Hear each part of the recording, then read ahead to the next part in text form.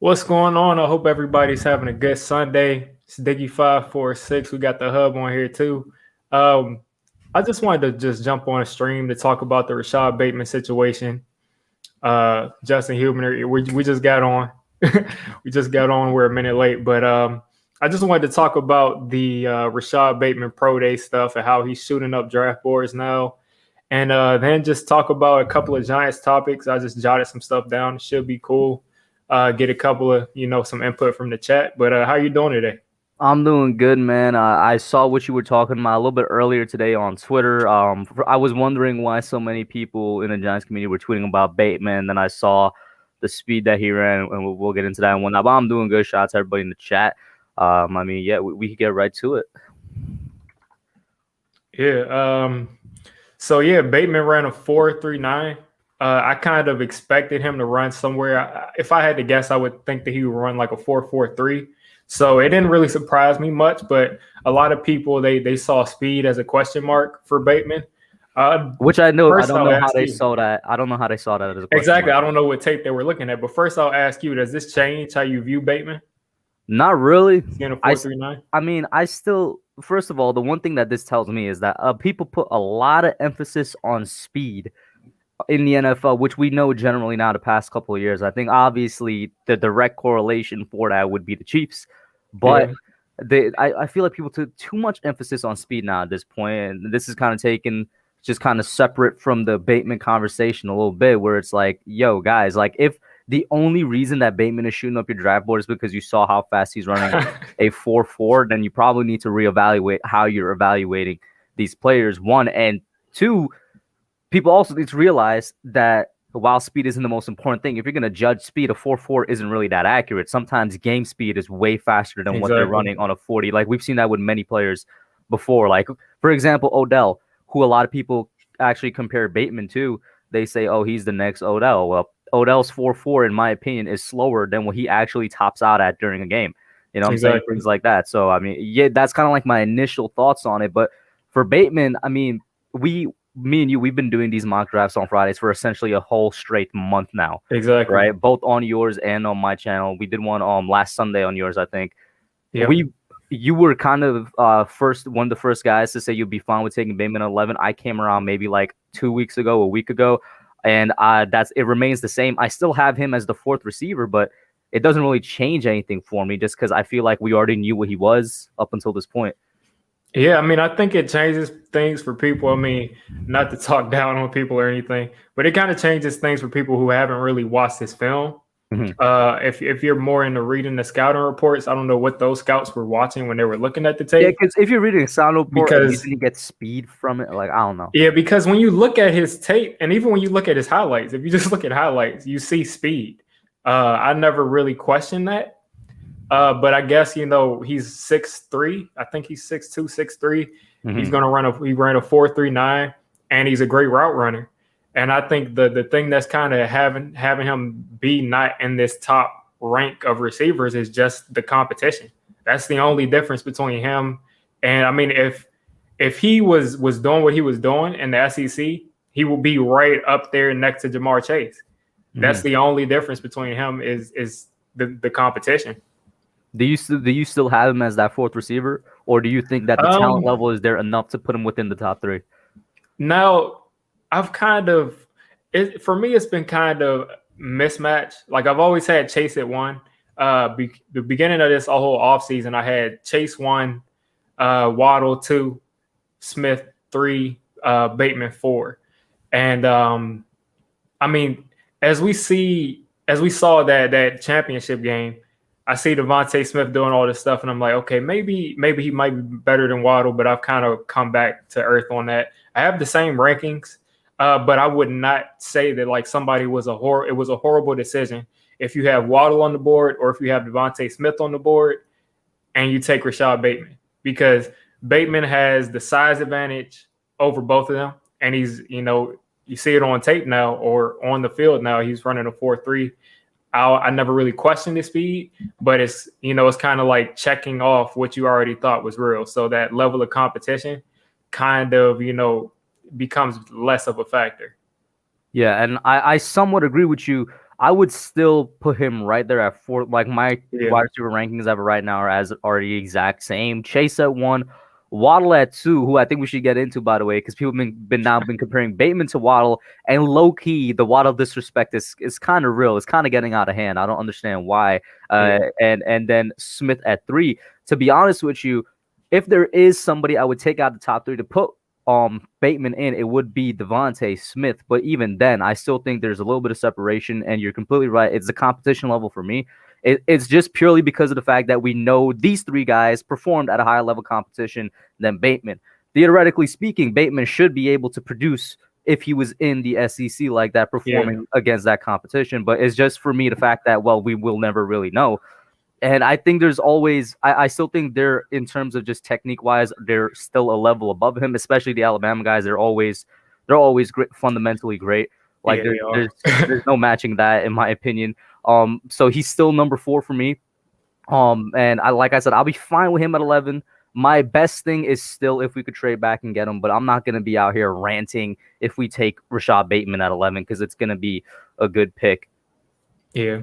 I mean, I don't. Like I said, for people that were saying like we can trade back to 16 or 17 and still take them, I'm like, if you want a receiver, if you want a certain player, and you think that he's worthy of being taken at 15 or 16, you should just take him at 11 because you're overcomplicating it. That's for any position too. Because you look at the teams and you say these teams aren't going to take Rashod Bateman between 12 and 16 or something. But what if Washington, or what if another team, the Colts, say Bateman is slipping? Let's trade up in front of the Giants because we know that they'll probably take him and take Bateman. So just the same argument where people tried to think that Daniel Jones was going to fall to the second round. That's a good concept. It's the same thing. People were telling me just last week, that Bateman was going to fall to the second round, which is ridiculous to me. But I mean, you got to take who you want at that point. If you think he can be a star, you take him at 11. Mm-hmm. And you know what? That's a great point you bring up with the Daniel Jones thing right there, because you're never going to be sure if he will fall to that pick right there. So if the Giants are at 11 and they want to take Bateman, whether that means they want to trade back, it's just if they want to take him, just take him at 11. You know what I'm saying? So I do agree with that. Lamont Adams out here saying people are sleeping. Yeah, Lamont Adams. He's been banging on the Rousseau drum. He told me he's going to come back to my channel and tell me that I'm wrong. Yo, have you put out a Rousseau film? Yeah, I put out a Rousseau film. I mean, we'll see. Like I said, if Greg Rousseau, I don't root for anybody to fail, but if Rousseau goes to a team with good coaching, like the Patriots or like one of these teams, even the Giants, he has a shot. He has a shot. But I think his best shot is playing in a 4-3 with a good coach and, molding him into something. But I don't think people have tried to compare him to JPP and stuff. He doesn't have the top end athleticism that people are saying. I think he can maybe be a good player, but he's got to either put on some weight, get better technically. There's just a lot that he needs, which is why if you think he's going to be a good player, cool. Maybe down the road he'll be a great player. But I really don't see him being a good player in his first year. A shout out to Big Blue in the Bronx in chat. And I see Jon Snow Targaryen, who's actually the Joe Judge account on Twitter. So that's pretty cool. Oh, wow. Yeah, that's him. The GOAT Joe Judge account on Twitter. That's him. And look, it's already been asked, right? I said it's going to come up at some point. Scott MSP saying Bateman or Waddle. What do you think about the whole Bateman Waddle thing? That's also came up today. I'm taking Waddle over Bateman every time. And I think people really underrate Jalen Waddle because of his height, but it doesn't really matter. It's all about separation. And him running a 4.2, I don't care what he actually runs because first he's coming off of an injury. So if he goes out and runs a 4.35 or something, that's not his real 40 time. By the way, his injury, the thing that was always hilarious to me is when we were watching the national championship game. He was outrunning people. He couldn't walk. Like, he literally couldn't walk. He needed help walking, but he was still outrunning people. He was outrunning people. It made no sense. It was hilarious. So he's running a 4.2. He's in the mid 4.2s to low 4.2s. And it doesn't matter where I see Kid Zeke right here. You can line up Jalen Waddle anywhere. You can line him up anywhere. He could literally play any position you put him on the field at wide receiver. People don't understand. You can have all different kinds of slot receivers. Sure, I think Waddle could be amazing in the slot, but I think he can be amazing outside. He's got 4.2 speed. He doesn't have to slow down in and out of his cuts. He's not a long strider kind of 4.2. And he has probably some of the best route running of the entire wide He's a great class. route runner. And he's getting to that 4.2, quicker than everybody else. Just the same way you see Tyreek Hill and McCole Hardman catch a pass 10 yards away from the line of scrimmage and then just separate from everyone that's like 2 yards away from them. That's what you get from getting Jalen Waddle. And I could understand if he's the first wide receiver taken. He really is a great prospect, but still I could understand the other way taking Bateman because of the size. Mm-hmm. Yeah, and I'll say this. Size is definitely an advantage when you're comparing two receivers, right? Like, Exactly. Obviously, because of his weight and height advantage on Waddle, Bateman is probably the better physical receiver because that's literally what he has on him, the physicality, right? But Exactly. that's where it works for comparing players. If it works for saying, oh, he can't play on the outside because he's short, that's where I'm like, no, that's false. Yes. Like, it doesn't matter how tall you are. If you can be 10 yards behind someone, it really doesn't matter how tall you are. And especially since he has like a 40-inch vertical. Mm-hmm. That's a factor. Like, that's one thing people don't know. He was a basketball player. The dude he goes up and gets the ball. And I mean, he's not – Tyreek Hill is shorter than him. Yeah, he is, yeah. So it's not like I could understand if we had if there was a Marquise Brown, which I never really thought. Marquise Brown is fast, but he's not the kind of fast that Tyreek Hill and Waddle are at the top end or in the short area quickness. Because that's why I like Tyreek Hill and Waddle, not because they can run a 4.2, because they can get to their top speed quicker than everybody else on the field. And that's how you make their big plays. Mm-hmm. So why can't we get – I'll take all of them. Waddle, Pitts, and Smith. I'll take all three. Who we trading to get those picks? Saquon? Yeah, we just had to trade a lot. I don't think that'd be enough. New York Chris says the Talking Giants guy said Bateman can't beat press. That's another thing on Bateman. He's not the most refined at the line of scrimmage, but I mean that stuff can be coached up. He'll get better at that. He's got the physical tools to be able to beat press man. It comes back to what I was saying earlier, why he's still outside the top three for me. He's like right outside. It's just that the guys in Smith, Chase, and Waddle are still a level above him when it comes to technique and whatnot, and a lot of beating presses in your technique and your hand fighting and stuff. Shout out to John Doe in the chat too. He said, hey, what up, man? What's good? Mixed Sports says, yo, Diggy, if the Giants really want Rashod at 11, why not trade back 2-3 spots? Like I said, yeah, I don't think Mix was here, but yeah, Diggy was talking exactly about this earlier. That's possible. We could trade back and still get them, but we could trade back and someone at 19, 20 might want to trade ahead of us because they like Rashod Bateman so much and they feel like it's a huge drop off from Bateman to Tony. So it's possible, but I think we only should be trading back if we feel like if someone takes Bateman, we can still get a player that we feel is at the same level as him if we trade back. Now, if you say you like Bateman and you like J.C. Horn and you like maybe Michael Parsons is there, maybe Owusu Koromoa is there, which I wouldn't like. But if you have like 4 players and in the same category, then sure, trade back and just take the picks. But if you have Bateman on the top and that's your guy, then you should just take him. Mm-hmm.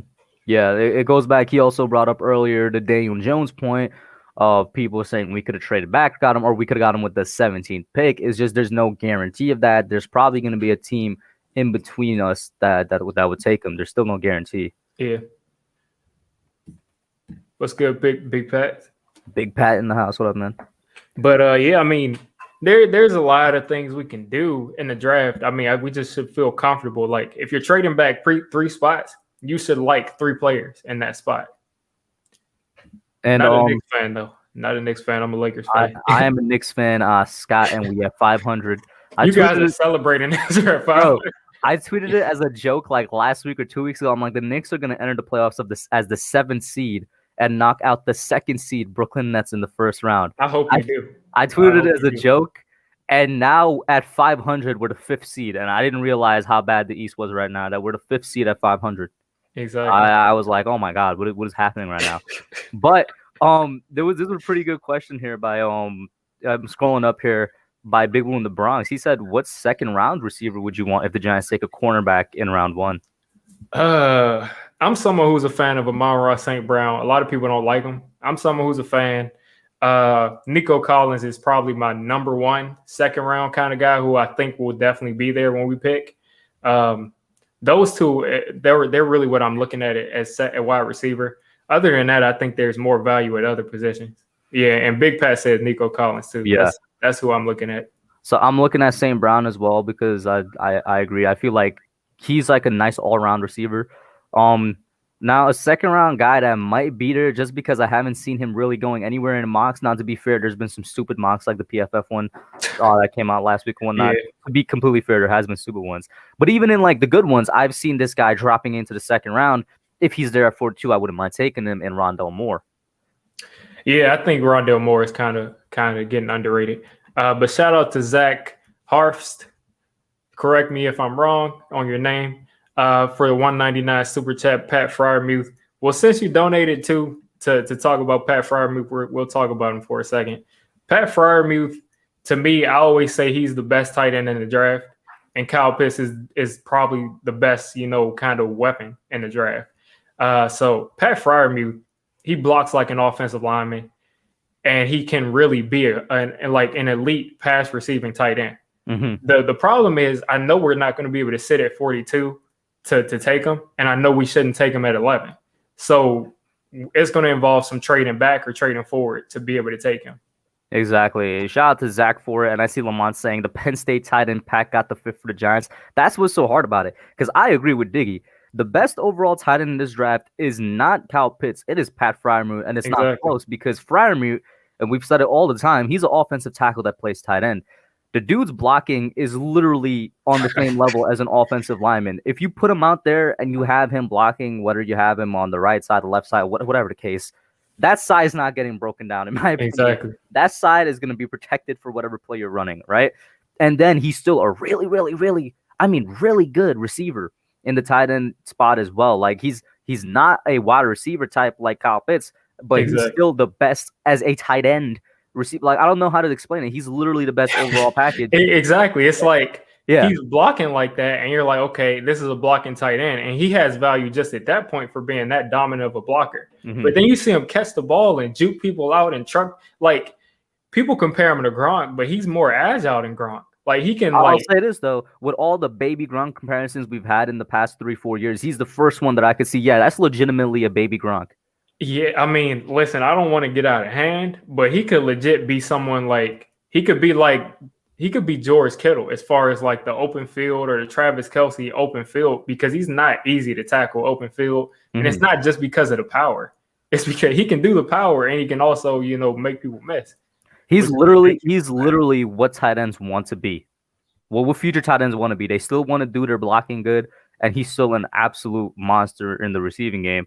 And like I think it was Lamont said, he is exactly how Lamont worded it. He's the tight end we need, if we're going to be honest. He's the perfect fit for the Giants. Yeah. We still don't have a legitimate blocking tight end, and the tight end that's supposed to be our receiving tight end can't do that on a consistent basis. He's exactly what we need at that position. He's a perfect fit for us. But then it goes back.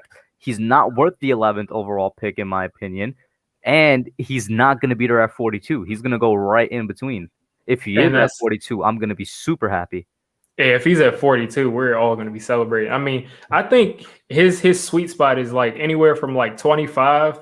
I could really see the Jags taking him with their second pick in the first round. Or I could see him going in those top 10 picks in the second round. Yeah, I just don't see it. I mean, that's why I've said for the past couple of weeks, if we really want Pat Fryermuth, we need to package Ingram and some picks to move up to take him from that second round pick. And the dream trade, and I've seen it because it was a rumor, and we all know it's a rumor, but it got in my head, and I'm like, yo, this could make some type of sense. One of the troll accounts on Twitter was trolling, saying that the Bills are looking into Evan Ingram. I'm like, you might be joking, but low-key, if we package Evan Ingram, like if we package Ingram and maybe a couple of picks, mid-late round picks to the Bills who are looking for a tight end, that's the perfect spot to take Fryermuth at. Exactly. Because think about it. I mean, Ingram right now, we all can kind of see that he's in over his head. He doesn't do that well under pressure. So if he's behind Stephon Diggs and he's behind Cole Beasley and he's behind whatever receiver they take, I can't remember the dude's name, but he made a couple of great catches in the playoffs.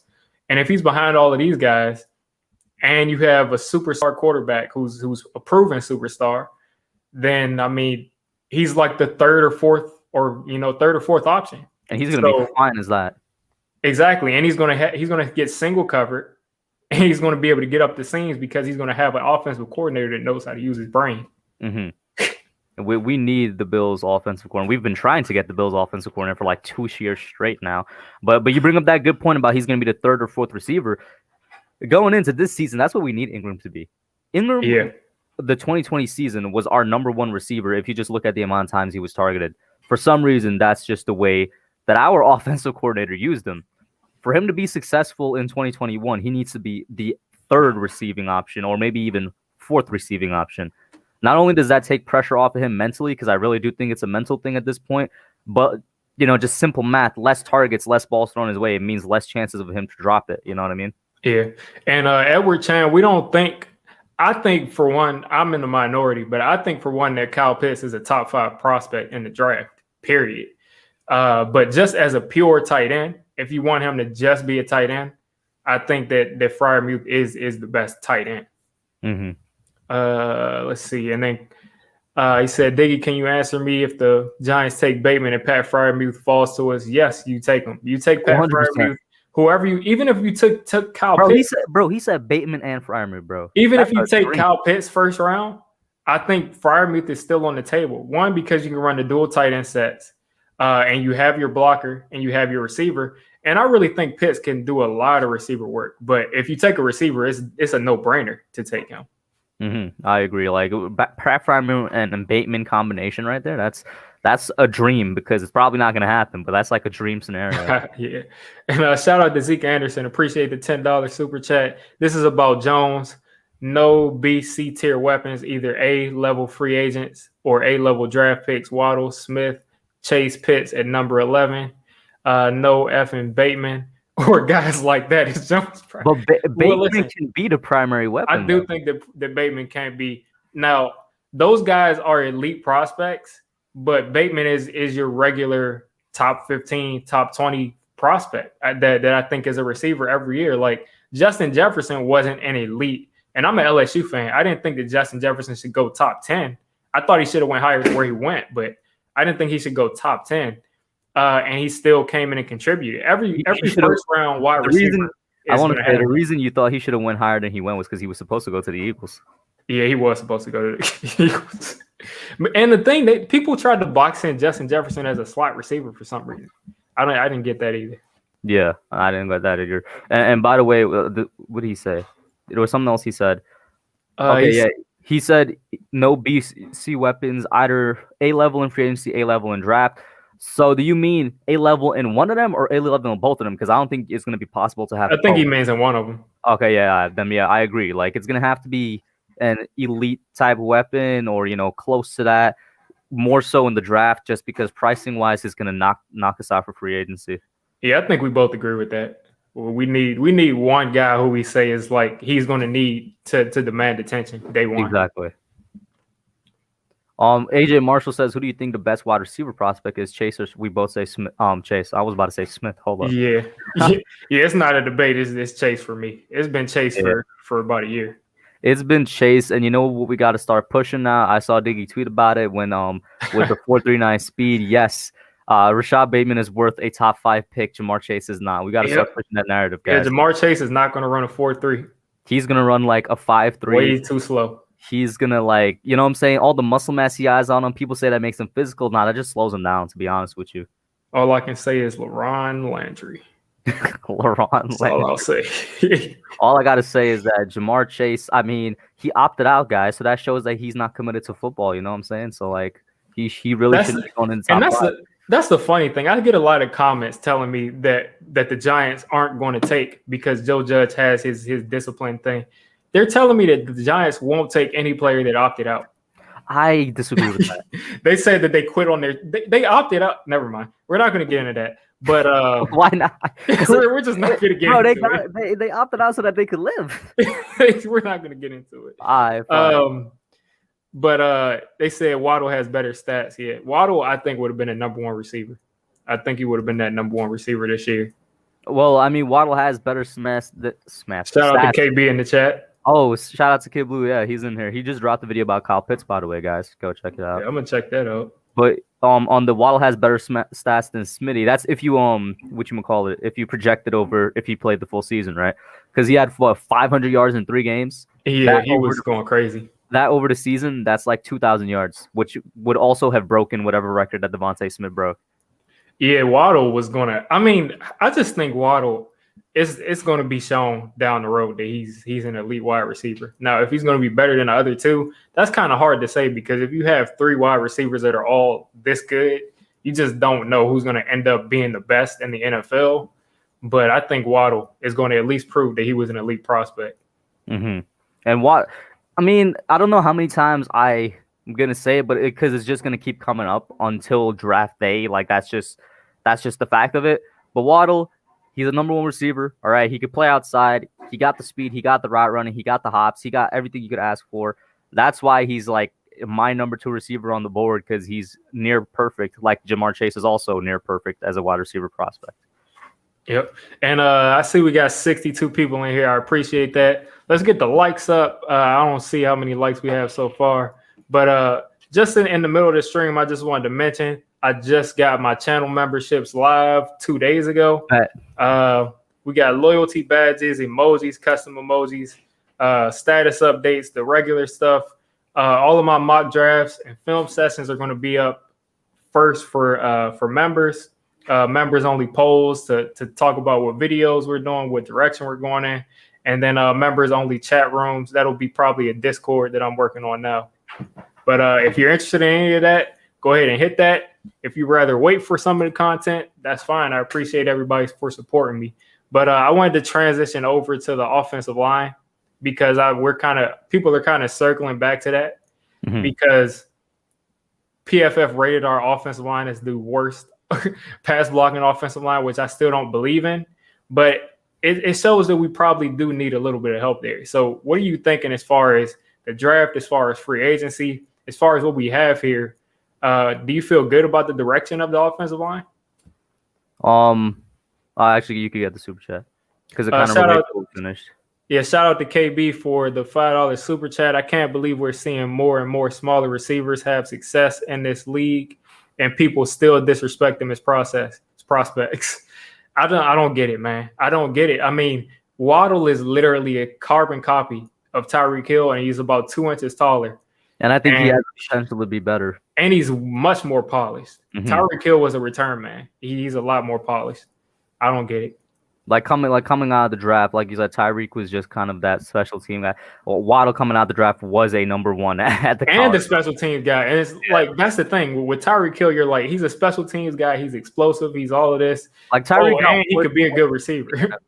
That's when he got worked into what he is. Exactly. And with Waddle, like people forget that he's an electric return man. People forget that, and that's something that he probably would be elite at. I mean, even though you don't see anybody return kicks these days, but about 5 years ago, he'd probably be the best return man. Exactly. But to your question, what do I think about the direction the offensive line is going in? Well, what is the direction we're going in, if we're going to be honest, right? We're not sure exactly what we're going to do when it comes to depth, and we really do need depth on the line right now. We're still trying to figure out exactly what we're going to do with the guards. I want to keep Zeitler, but let's say for some reason they let Zeitler go to try and keep both Williams and Tomlinson, which, by the way, shout out to Dalvin Tomlinson. It's his birthday today. Oh, yeah. Shout out to Dalvin Tomlinson. Rashod Bateman is your cousin. Are you lying? Hey, lying or not, I hope your cousin is playing here. I hope you get to root for the Giants. Facts. But, hey, if that's true, that's hype.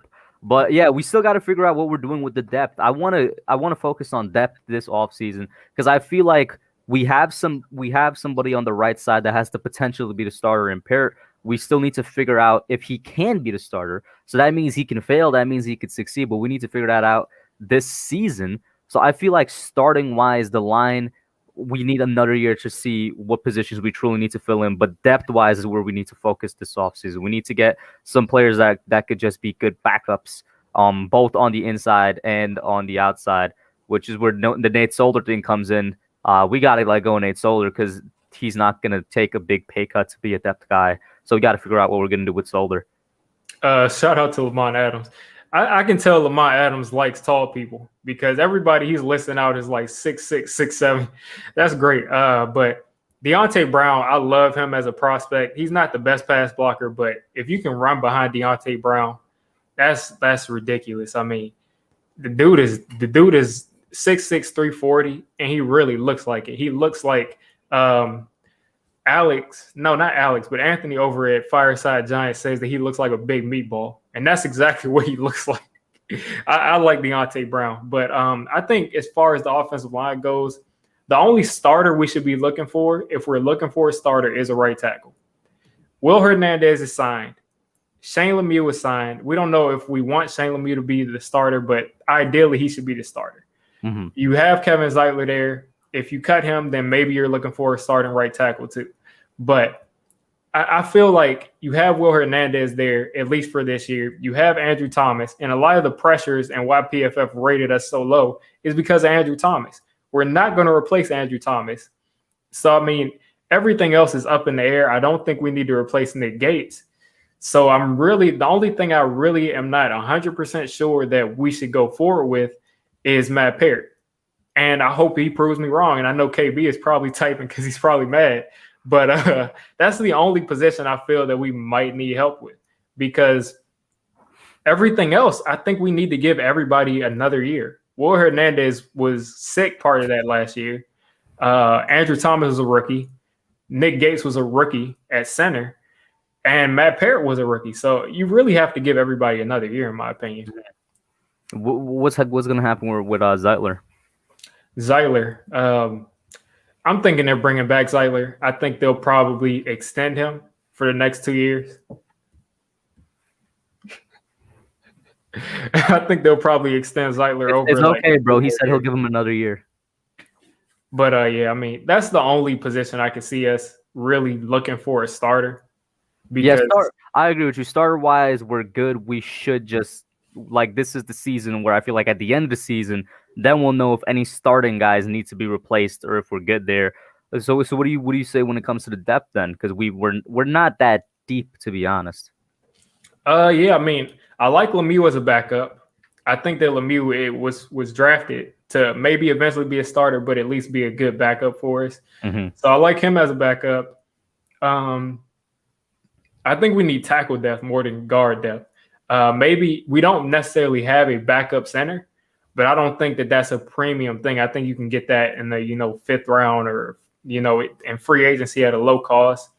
I just think it's a lot easier to get those backup guards, after the third round. If you take a fourth round guard or a fifth round guard, they can be a backup. Low cost guys can be backups, but backup tackles are the big issue. That's what we need, because you have Andrew Thomas, you have Matt Parrott, you have Nate Solder, at least for now. Oh, yeah, Joel Riato's right. We did sign a backup center, Harrison guy from Oh, yeah, we do. And I feel comfortable with him being the backup. Yeah, 100%. I want to say real quick, I think that's a sign that we're going to let go of Pulley, because now we got 3 centers on the roster. Yeah, Pulley is gone. Pulley is horrible. Pulley is why Saquon had like 2 yards against the Jets.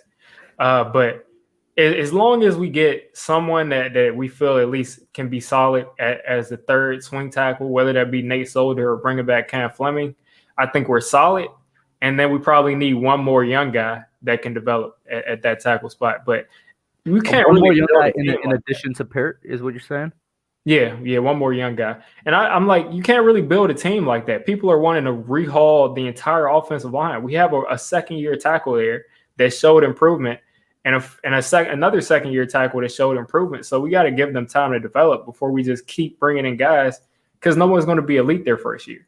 Mm-hmm. I agree with you completely. Everything you just stated, I completely agree with. I mean, the whole Thomas situation, like you said, it was his rookie year, and I have the whole video out on Thomas about that, which is more than his rookie year. The coaching situation, he went through basically 3 coaches, the line formations, the whatchamacallit, it's slipping my mind, the ankle injury. I feel like a lot of people forget that he was on a bad ankle for the entire season. Exactly. The entire season, he's playing on one good ankle. And he still improved. He still improved. Like the second half was really good from Thomas as a rookie. And then another thing people forget, he went up against some pretty tough competition at the edge. Like he faced some tough guys, at the edge rushing position. Bud Dupree, when he was healthy, Chase Young, TJ Watt, TJ Watt.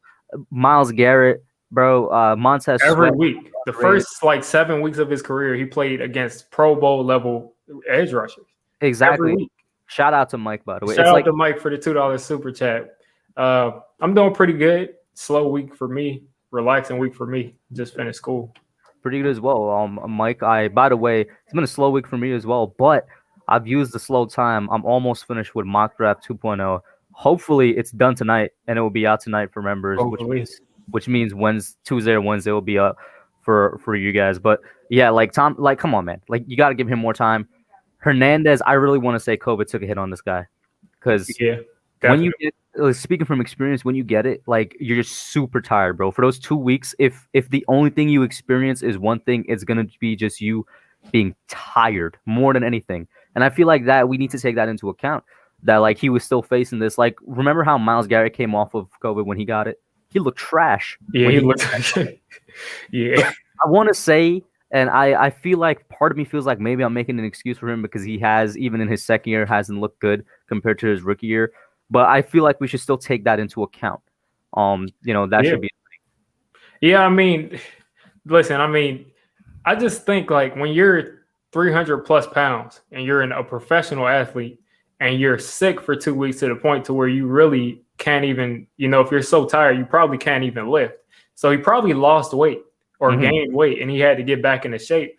And Cam Newton, exactly, on the I Am Athlete podcast, like KB said, Cam Newton said he made the whistling, bomb sound because that just completely destroyed his season. And he was 2 weeks behind in a new offense, too, for Cam Newton. But he said Andrew Thomas handled Chase Young. He did. And it would be funny to take Rashawn Slater and have two people that dominated Chase Young. On both sides, right? Hey, listen, bro. Thomas actually, people like to say that. I forgot there was another tackle that people said handled Thomas, but he really didn't. If you're gonna look for one tackle at the college level and NFL level that actually kind of nullified him, it's Andrew Thomas. Exactly. And hey, man, Andrew Thomas and Rashawn Slater, that'd be hilarious. That we're automatically, in my opinion, one of the best. We shoot up that much in terms of offensive line production. I don't want to hear it. If we take Rashawn Slater this draft, I don't want to hear it. I'm not taking another offensive lineman in the first round. I understand we need to protect DJ, but when I watched these games, there were times where DJ had time and the receivers were not open. And there were times where DJ had time and just made bad decisions. All of the times we should really want DJ to be under pressure, if you ask me, because every time he's gotten a whole bunch of time, that's when he's falling backwards and throwing an interception. So make him have to work fast. But we can do something to make it better, but I don't think it's as big a need as everybody else thinks. But I hear some vacuuming in the back. Hernandez wasn't that good his rookie year. But the thing with Hernandez is I think that we've really just seen his ceiling as far as pass blocking. I don't think that he's going to become a better pass blocker. Or, if he does, it's not going to be by much. He's a run blocker. He's a power run blocker. And it kind of makes me mad because every time I see Will Hernandez give up a sack or give up a pressure, I just think about the day that he got drafted. And they said, how does it feel to be protected for Eli Manning? He said, I've got him 100%. And that just makes me mad because he didn't have him at all. Also, by the way, I do want to say, I remember that, but I also remember his rookie offseason, the one person he said who his bodyguard was, he was the bodyguard of Saquon, which I'm like, yeah, that kind of fits you more. When he was like, yeah, I'm Saquon's bodyguard, walking around with him and stuff. It just made me so mad. He said, I've got him 100%. By the way, Max, I won't be streaming later tonight because, like I said, I'm going to be trying to finishing up the mock, but probably tomorrow night. And KB says, y'all remember in the Rams game when all the wide receivers run blocked on a passing? Yeah, and Mark Schlereth said, look, he's staring down the receiver. Yo, Mark Schlereth is an idiot. And he hates the Giants. Mark Schlereth goes off on the Giants. There's some commentators that just straight up have a vendetta against us. I haven't seen much of Tommy Doyle, but like I said, Lamar Adams likes the tall guys, bro. 6'8", 330. Bro, you playing the wrong ball, bro. You're putting together an NBA team. What are you doing, bro? Why did you gain so much weight, But bro? I will check out Tommy Doyle though. Lamont hitting us with the great prospects there. But yeah, the one thing that always stuck with me from that particular play where all the receivers just ran block, it goes back to the joke Diggy made earlier, having a offensive coordinator that actually knows how to use his brain. That was just one of the stupidest plays I've ever seen in my life. It was a passing play, but the receivers were run blocking. Yeah. Yeah, I couldn't tell if that was a quarterback draw and DJ just didn't know. I couldn't tell. But either way, Mark Schlereth said he was staring down the receivers, and that's just not what was going on. If he was staring at receivers, he's probably looking at them like, he's probably like, why are they blocking? Right. That's why he's staring at them. Robert says that they need to add a guard and a tackle, cut or trade Solder, let Fleming walk. Pulley needs to go. Yes, he does. I know everyone wants weapons. All I have to say is look at KC in the Super Bowl. Case, listen, okay. Listen, I like you, Robert. You're a loyal subscriber, and I'm going on a rant, and it's not because of you. It's because I've heard this over and over again. Kansas City went into the Super Bowl against one of the top defenses in the league with JPP and Shaq Barrett, two guys who have had 16-plus sacks in seasons before, with Vita Vea in the middle, who's one of probably the most dominant nose tackle in the league. And they had 4 offensive linemen missing and a 5th offensive lineman who was missing since the beginning of the season. Every single offensive lineman in there was either at a spot that they did not play or they were complete backup. When you do that and you go against all backups, that's what should have happened. If we're not rolling out guys who are on the level of the Chiefs, it's just not happening. That's a scenario that doesn't happen every week. I completely agree with him. Like they were facing a lot of injuries there with the Chiefs, but I will say this: we're definitely going to let Pulley walk because, like I said earlier, with the signing of Harrison and what Harrison's being paid as a center, that just means Pulley's going to be off the books, which actually makes you think. Like at that point, if we could just retain Fleming, like exactly. I'll be honest with you, because we already got a backup inside man. If we could retain Fleming, he's a swing tackle. Let Solder go, and then maybe draft one offensive lineman in the later rounds, just one. We have good depth at that point because we already started to get the depth going. Exactly. And like I said, if you take Slater in the first round, I won't be mad because he's a good player. He'll come in and he'll be a good player. So that's the only position that's a big question to me. But everyone else seems like they need another year. If you cut Zeitler, then of course you're going to have to replace him too. And I'm not necessarily sure about Shane Lemieux starting 16 games. I don't know about that. Mm-hmm. Daryl Williams is someone I'd target too if we could. Yeah, I don't see it happening realistically. But I want Lamont Adams, that defensive tackle, 6'5", 340 from Florida.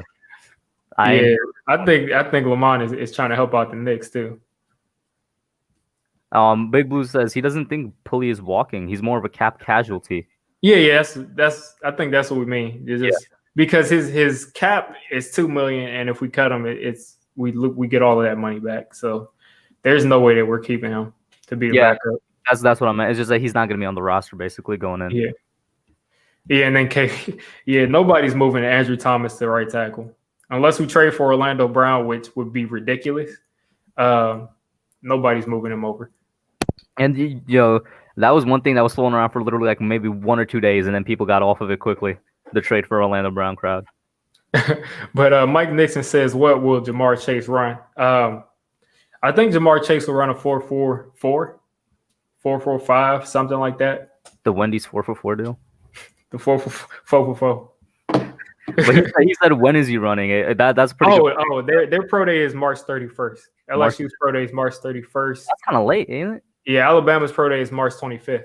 Both of them kind of. I'm kind of surprised by that. They're always over a long period of time. It just feels more spaced out because there's no combine. So, oh yeah, you're right. That's probably true. So then, how come Minnesota moved theirs up, or was it always? I think it's always been around here. And I will say, Minnesota has been producing underrated guys. Just all over the field. I would love this, Big Pat. If he runs a 4.4 or 4.55, I just need one of those teams. I just need one of those teams to say this guy's too slow. I've seen something as on LSU's Bleacher Report that came out like last summer that said that he was running 4.4s. So if he was doing that, I mean, maybe I don't think so. I think he's going to run at the worst. I see him running like a 4.48, and then since it's at their pro day, it's probably going to be exaggerated. So. And I'm gonna say this: if Jamar Chase, somebody dug up an old tweet of him back from 2016, bro. Oh, talking about the Giants receiver talking core? about the Giants receiving core. He's like, yo, the Giants receiving core is scary or something like that, or like it was good, it was really good or something like that. Exactly. Oh, yo, Jamar, bro, listen. So you obviously like the Giants a little bit, bro. Just box your own time so that you exactly run like a 4.7. Exactly. And just like make it look like you're trying hard. Mm-hmm. You don't get the facial expressions on as you're actually going like 2 miles an hour. That'd be hilarious. Adrian Brewster says, what do you guys think of Terrace Marshall? I think Terrace Marshall is going to be a good player. I'm not sold on him being a number one receiver yet, though. And he didn't really have he had like 5 quarterbacks throwing to him last year, too. So that also contributes. Yeah, Diggy, the LSU fan speaking here. Terrace Marshall, for me, I don't think I could see him. I could be wrong. I could be completely wrong. I don't think I could see him ever being a number one. I think he's going to be a great number 2, though, and a good receiver in the NFL. I think he could be a number one. My comp for him is Kenny Golladay. So I think he could be exactly everything that Kenny Golladay is. He's not as athletic as far as the jumping, but I think he can get behind defenses. I think he could be a number one, but not out of the gate. Yeah, not out of the gate. I don't think so. So he's for you. He's going to be a guy that you're going to need to spend some time developing a little bit. I mean, I think maybe if it's like week 10, week 11, maybe he could be that number one receiver. But we're looking for someone who like out of the gate is polished and is going to demand coverage. So I think he would take a little time. And you have Chris asking about Rousseau. This is a bold take right here. This is a bold take. He's the second best wide receiver in the draft. Pat, who do you have as number 1? Probably behind Jamar Chase, but I mean, I still wouldn't even put him. I don't think so. Maybe he's probably saying that because of the size, but I wouldn't put him at. I could understand maybe third, but I don't know about second. I don't know. Don't let. He's good, but don't let that put you above him. Let you put him above a guy like Waddle now. And Chris asking about Rousseau. Let's see. Where was that? I think I just had, like my brain isn't able to recognize it at this point. Right below Big Cat. Right below. Okay. What if the Giants draft Rousseau? I know people say he's overrated. He listen. He's okay. Overrated is the wrong word. He's just super raw. No, I think he's overrated. I think he's only overrated in the Giants community. Yeah, I was about to ask. It seems like when I talk to like fans outside of the Giants community, they all have pretty much a similar opinion to me. It's varying. Some people say that like he's still a first rounder, but he shouldn't really be mocked in the top 15. But I think Giants fans, since so many Giants fans moved to Miami and they have family in Miami, I think that's why they're rating him so high, because they see him like in the backfield over and over again. He got all of his sacks, but maybe about 2 or 3 coming from a nose tackle position or a 3-tech position. The dude is 6'7" and 270 pounds. If you put him at nose tackle in the NFL, he's not going to hold up. If you put him at 3-tech, he's not going to hold up. And he's too tall to have the leverage to be able to get under people's pads in the interior. Some of those guards are like 6'2", and they're bigger than him. So he's not going to be able to get low enough to get leverage, and he's going to be a liability there.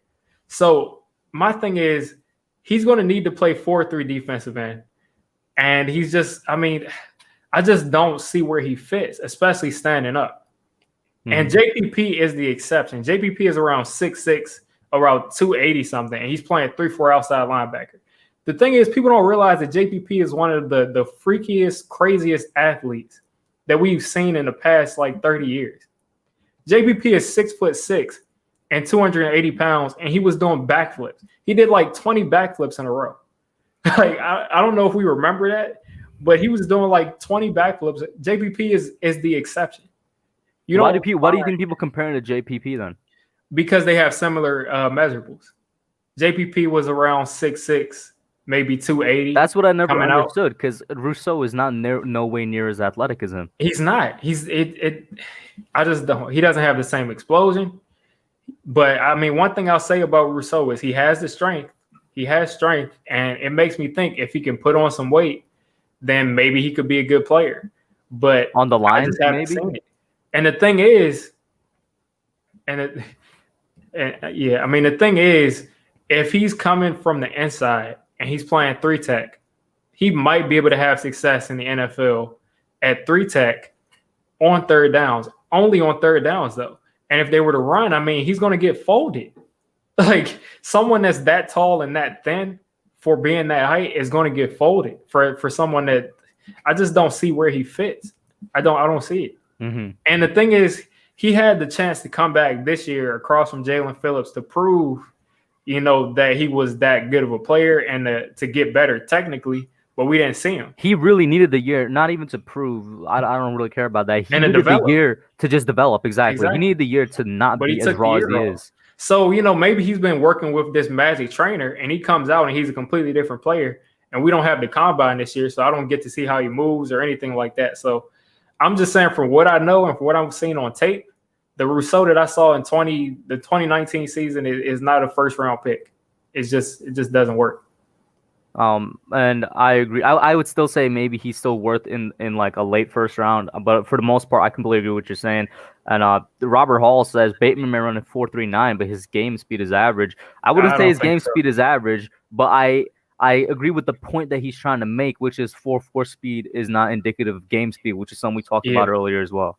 Yeah, I don't think that his game speed. I think he runs away from people usually, but also. He said he believes Rousseau could only be an option if we let Leonard Williams walk. Now, I could maybe see, listen, I wouldn't want this to happen. I don't even really want to say it because I want to put it out there. But I could see Patrick Graham being the genius that he is, finding the exact right gap for Rousseau to line up at that 5 tech or, lining him up basically at the same spot that a 4-3 defensive end would line up and move everything else around him. To make this defense specifically for him, I could maybe see that, but I just don't see you doing that. If you do that, then you would probably want Kwity Paye. You probably would want Kwity Paye over him. Yeah, and I haven't looked extensively into Paye's tape, but from what I've gathered is that if there is somebody in the first at that 11th position, 11th pick that you would want to replace Williams walk, it's going to be Paye. Yeah. And I think there was something here that I probably missed. Damn it! You could go ahead. There was a comment that I wanted to look at, but then it just slipped my mind. Yeah, I was trying to look for what you might have seen. Somebody says Waddle gives him Tyler Lockett vibes. I don't see it. I don't see that comp, But yeah, I mean, like I said, like Robert Hall said, I see him as a 4-3 defensive end. Mm-hmm. And we would have to change our entire defense. Yeah, I was about to say it might not even be a dominant 4-3 defensive end. Yeah, I was gonna say Robert Hall is gonna be a pretty big issue for the team if he's a 4-3 defensive end. Exactly. Big Blue in the Bronx. We picked 42. Yeah, I was like, it's not a stupid question because literally month by month, I see different numbers for where we're picking. I answered that question on Twitter because I found that out a couple of years ago. What happens is that after the first round, teams with the same record swap where they pick. So there's like 5 or 6 teams that are 6-10. So that's how we got 42 instead of 43. We have the 10th pick in the second round instead of the 11th pick. It goes back and forth. So they swap after the first round. Mm-hmm. Yeah, because my first round mock, at the time I made it, those picks were the picks I was seeing, like I got from CBS Sports. Now it's like different picks after like the second round because not only now is the draft order actually set, but it's just, I don't know, it's just kind of weird draft time. Yeah, and then CJ Talks Movie says I think he's more of a 3-tech. Yeah, I mean that's what his skill set that we've seen so far says on tape, and they even line him up at nose tackle, which to me is wild. But just name me a 3-tech in the league right now that is a force that is under 300 pounds. That's 6'7". That's dominant. I can't think of one. Aaron Donald. I don't think it exists. Calais Campbell is over 300 pounds. Now, if Rousseau was doing what he was doing and he was 6'7", 315, then I'd be like, okay, this dude's a monster. But he's not. But I see someone was saying Lamont is talking about Khalil. I don't think Khalil Listen, Mack and Greg Rousseau are even near the similar type of players. Khalil Mack was about 260, and he ran like a 4.5 or 4.4. What did Khalil? Let me pull up Khalil Mack. You can answer some questions as I pull up Khalil Mack. For sure. No, I'm actually going to say this one quick thing. The difference is between Khalil Mack and Greg Rousseau is that they have like probably zero things in common about them as a player. Like even the frame, if we're talking about the body frame, the way his muscle is distributed on Khalil Mack is like completely different from Rousseau. But like he's a different beat. Like that's what we're talking about, a beast, one of the best edge rushers in the entire NFL right now. Okay, and I've said this for years. For the past couple of years, people that beast in college at the edge are gonna beast at the NFL at the edge, and Khalil beasted at Buffalo. Yeah, so he was, I think, 74 inches converted to feet, and I think that's like what 6'3", 6'4". Mm-hmm. Yeah, that's like 6'3", 250. So 20 pounds lighter as an outside linebacker. He was an outside linebacker in college at Buffalo, and he played 4-3 defensive end. I think he's talking about for the Raiders. Yeah, that was Raiders. He did that, but he also played outside linebacker. He ran a 4.55. But if you see Khalil Mack on tape, that's a different animal. Like Khalil Mack is in like that Von Miller kind of mold. It's just not comparable. Like I said, I haven't seen anybody with Rousseau's height and weight measurables succeed, and I haven't seen anybody only play on the inside and get their pressure mostly from the inside and then move to the outside at that height. I just haven't seen it. So if he proves me wrong, that would be great, but I wouldn't take that risk. I just wouldn't do it. And the last thing on the Khalil Mack thing, the most important thing that you brought up there is that he was an outside linebacker in college. So for the comments, for Lamont, you're saying now he's playing 3-4. It's more like now he went back to 3-4 outside linebacker. And a 4.18 in the 20-yard shuttle. So that's blazing. That's blazing. Like I don't see too many people moving back and forth at 6'7", 270. He's not going to be able to move side to side as much. Yeah, Osai is a good physical comp for Mac. I would agree with that. A good physical comp. Big Blue in the Bronx says he's doing some drafts research right now. Who should he trust for scouting reports? I like Walter Football. The thing is, you should never trust just one. You should always look at all of them. Yeah. Every single one you just listed, look at all of them. Look at all of them that you could find and then cross-reference. I wouldn't look at the first two though, just from their mock drafts. I wouldn't look at it. This man said just from their big boards. Yeah. I will say this in a little bit of defense to them. Their big boards are not made by the same people that do the scouting reports. Oh, okay. Yeah. Okay. Well, yeah, man, yeah. I would listen to what he said. I would check all of them, and then I would look at the tape. There's even like sometimes it's weird. Sometimes the school even have their own scouting reports on their own players. I know it's weird, but that happens. And eventually, at some point, the NFL has their own draft prospect page up. I don't know when it's going to be up this year, though. That's usually, it's like they don't even put that up into the draft sometimes. Yeah. He's talking about Tamori and Terry here. Oh, yeah. Yeah, I mean, I would definitely take Tamori and Terry. I think at first we thought we'd be able to get him in like the late rounds. Now it seems like he's starting to move back up to where he should be. I think he's going to go somewhere between the end of the second round and early third round. That high? I think so. Because I was like, I still kind of think he's like a third or fourth round player. Obviously, it was crazy that the dude was being mocked in the 6th and 7th. But yeah, he's moving up. This happens every single year. Every single year, there's one of those sleeper players that for like the first 2 months of the year that people just absolutely sleep on, rank him incorrectly. They don't have him where he's supposed to be. And then somehow, some way, he just shoots up the draft board. Last year, for me, it was Jeremy Chin. When I first saw Jeremy Chin, he was being mocked in the 6th. And he ended up going where, the 3rd, I think, to the Panthers, 2nd or 3rd or something like that. There's always one guy like that in the draft. And it's unfortunate that it had to be Terry this year because I was hoping we'd get him in the 4th.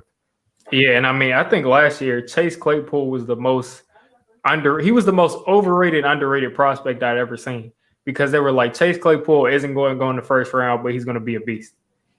And when if he's going to be a beast, then take him in the first. When he got into the league, everybody said he's going to be a beast. And the first game that he played against us, Bradbury has perfect coverage, and he goes over Bradbury and like toe taps for like probably one of the top catches of the year. So I think Terry is going to end up moving up. I think it's more about I think he has some off the field stuff that might make him fall more than the on the field stuff. But New York Chris says he's leaning more towards Farley at the right pick at 11. I wouldn't be mad at that.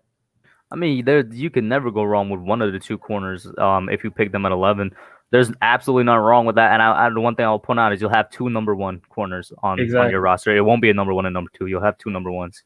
And shout out to Fireside Giants again. They did an interview with Darnay Holmes, trainer, and he thinks that, first off, he compared him to Chris Harris, someone who can play inside and out, and he thinks that he could legit be our second corner. So that's possible. Julian Love could possibly be the second corner.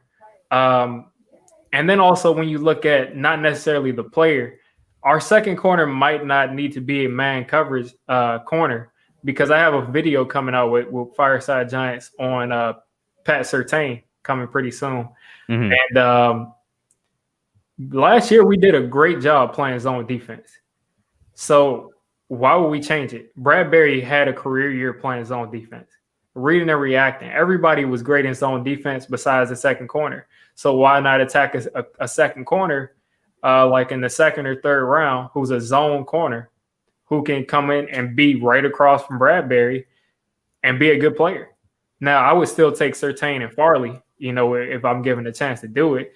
But we still might want a zone corner. And zone doesn't mean that we have to play off. We can still play bump and run zone. That's a pretty good point you make there, because one thing I've always heard when talking about some of these corners are like, oh, but how is he in man? Like when I mocked Darion Kendrick to us in the first one, even though after mock he committed back to Clemson, people will tell me, why am I taking a zone corner in the second round? I'm like, well, it's not as if he's not going to play, or I should say it's not as if he's going to play 100% man press and man for the Giants, but it's also like people forget that they could still learn to play the other one. You know what I mean? Yeah, and I mean, like I said, James Bradbury was elite as a zone corner. James Bradbury made all of his plays as a zone corner. So if we draft some man corner, which I mean, I'm sure Bradbury could be okay, he could be good as a man corner. But if we draft a man corner and we say now we're switching our entire defense that was great last year to a completely different defense, and we're going to man across the board and we're going to press across the board, people are going to say that Bradbury regressed, and the defense will be completely different. So I think we should just do what we were doing last year and get more players that fit what we were doing last year. Yeah, Patrick Graham liked to blitz and he liked to send the house a lot, but he didn't do that last year. That's what I'm saying. He evolved because of his personnel, and I think in that process he came up with a better defense. Exactly, I agree. Because Lamar Jackson tore that defense up last year, week 1. I'd have to double check that 4.6. And my thing with Rousseau isn't his straight line speed. He played basketball. He was a receiver in high school. He might have good straight line speed, but the side to side is what. Yeah, what he's talking about is agility and lateral mobility is what Biggie's trying to talk about. That's what I see from Rousseau that I don't like. Now, if he came out and he ran, something similar in the shuttle drills, then that's something different. Yeah, go ahead. Oh, you can say something. I'm trying to remember his name. Yeah, I was gonna say I completely agree with Evan Spitzberg, and I've been trying to say this for a couple weeks now. No matter what, there's gonna be I would argue there's gonna be a great player available on the board at 11. We're picking at a really good spot. Fans don't seem to realize that because it's the first time we're picking out of the top 10 in 2-3 years. But we're picking at a really good spot. There's going to be a really, really good, potentially great player available at 11. Yeah, I don't know how I forgot Justin Ross's name for a second, but Justin Ross I'd have ranked probably right behind Kadarius Toney. So it would be Jamar Chase, Jalen Waddle, Devontae Smith, Rashod Bateman, Kadarius Toney, and then number 6 would be Justin Ross, and then number 7 would be Terrace Marshall. That's how I would rank them. I didn't even look at Ross, so I can't say where I would. Yeah, I mean he went back. I think he dealt with some injury stuff this year, and he would have fallen this year. So yeah, Greeny Green has him at the same spot that I have him at, but he dealt with some injuries and he went back to try to improve his draft stock for next year. So you think it was a good decision? First round pick? Yeah, he would have gone after the first. Do you think he needed to go back though for developmental purposes, or do you think he would have been good to come out this year? I don't think he needs to develop much. It's more he was coming off of an injury and his draft stock was falling. And I think he wanted to be. And first off, next year, I mean, it's about money too. Next year, he's going to come out and he's going to be a first rounder because there's not 3 generational wide receivers in the top 10 anymore. So he'll probably go. Well, as of right now, there isn't. Exactly.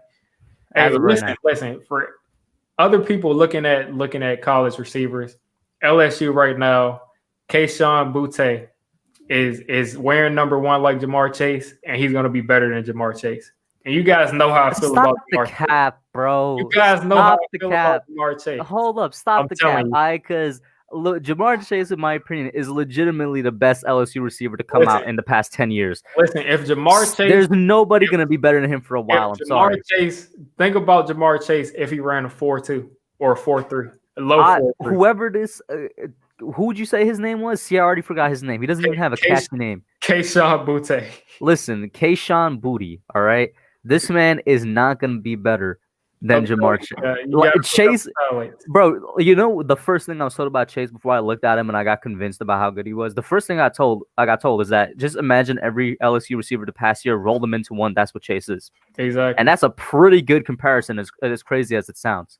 So you're telling me that there's going to be a guy not even 1 season later coming out that's going to be better than him? I'm sorry. I'm not seeing it. He's a true freshman, so he's not coming out this upcoming year. He's coming out in a couple of years. Diggy, a lot could happen in a couple of years. As a true freshman. So I'm telling you. A lot could happen in 2 years, bro. I'm telling you, he's going to be ridiculous. He's Jamar Chase with more explosion. We should make, you know, like how Skip and Shannon make a bet. We should make a bet. All right. I got you right now. 2 cases of due. 2 cases of due, bro. Whenever this man comes out, he's not going in the first round. That's right there. Are you taking it? Are you taking it? Are you taking that bet? 2 cases of due. Yeah. I bet he's not gonna. I'm saying he's not even going in the first. You heard it here first, guys. Write that down somewhere. He's going top 10. Let's see. I didn't see Cowherd's draft. But I saw Cowherd ranking quarterbacks or something like that. What was Cowherd's draft like? Somebody enlighten me. Cowherd is he sometimes comes out with some. He's funny, bro. He comes out with some interesting takes, man. He's funny. I'll tell you that right now. Yeah, I mean, I think that out of LSU's quarterbacks, I think their best quarterback is Max Johnson. It's between Max Johnson and Miles Brennan. Yo, I was scrolling through Twitter to see if I would find the Cowherd draft, and this is what I come across from PFF. Wait! Look at he said you're making bets with zero info. You know what the info is? How good Jamar Chase is. That's the info, bro. I'm telling you, you know how I feel about Jamar Chase, and I think this dude is going to be better than him. But yes, I was scrolling looking for the Cowherd draft, and I come across PFF's Twitter account, and they say these are the best landing spots for the top 5 receivers. The best landing spot for Chase is the Bengals, which, I mean, yeah, that kind of makes sense. The best landing spot for Waddle is the Giants, they say. For Smith, the Dolphins. Bateman, the Patriots. And Moore, Washington. What do you think? I think the first 3 are actually kind of spot on with Chase, Waddle, and Smith. Yeah. I like the Washington, Rondale Moore Washington pick a lot too. Mm-hmm. And what about Bateman to the Pats? Like Bateman could actually go to the Pats. Actually, I think he could go there, but I don't think Bill Belichick is taking him. At first I thought Bill Belichick was just going to take the weapon, but I think he's going to take Kyle Pitts, and if he's not there, he's probably going to trade back. Bill Belichick. But yeah, I mean, I don't mind Waddle to the Giants. The only reason I keep bringing it up is because I know a good amount of Giants fans for some reason don't like Waddle to the Giants. Yeah, it's most Giants fans don't like Pitts to the Giants. I guess in second place will probably be Devontae Adams because we got a lot of old school fans who they want people to fit certain measurables, and I think that kind of is the reason why they don't like Waddle either because of the height and weight stuff. Mm-hmm. Yeah, Stingley is going to be a beast. Even though Devontae Smith destroys him every time we play against him, I mean, Stingley is still going to be a beast. But let's see. I wanted to also ask you about have this up here. I'll kind of skip the Leo stuff. That's getting beat to death. But what do you think about Saquon going into next year and his backups, just the running back position in general? Oh, the running back position in general? So I think that we're going to be really good, really set if we could just secure a backup running back. To be honest with you, whether it's Gallman if we get him back somehow, whether it's the guy I want, which is Mark Ingram, or a similar kind of roughing power back type backup. If we can just secure a backup for Saquon, I am confident that our running back room will be good because I'm confident that Judge realizes that having a two running back system, or at least a system where Saquon gets spelled every now and then, is the way to go with this offense. So as long as we can secure a backup running back, I think that we're going to be good moving forward. If we can secure a backup running back, or I guess I should be more specific, if we can't secure a backup that could legitimately come in and take some pressure off of Saquon, then I'm not going to be confident. Exactly. Yeah, that's funny. Mark Ingram's 80. But I'm coming out with a running backs video soon, so I'm not going to tell you who my actual targets are. But one thing I think we can probably bring back Gallman. A couple of other guys in free agency, which I'll go to when I drop my video. But I think it makes the most sense to take a running back in the draft. I think a lot of the needs we have, it makes sense to fill them in the draft. Like second corner. The guy I'm looking at is Elijah Mitchell in like the sixth Elijah round. Mitchell. Yeah, I like Ramondre Stevenson. But the thing for me, Diggy, is that because we have so little picks, like we only got 6, I'm like, you said your perfect thing would be to draft. If we had more than one, like just like one more pick than 6, I would agree with you. But because of that, I'm like, I would really like to sign an undrafted running back. Yeah, I mean, we could do that too.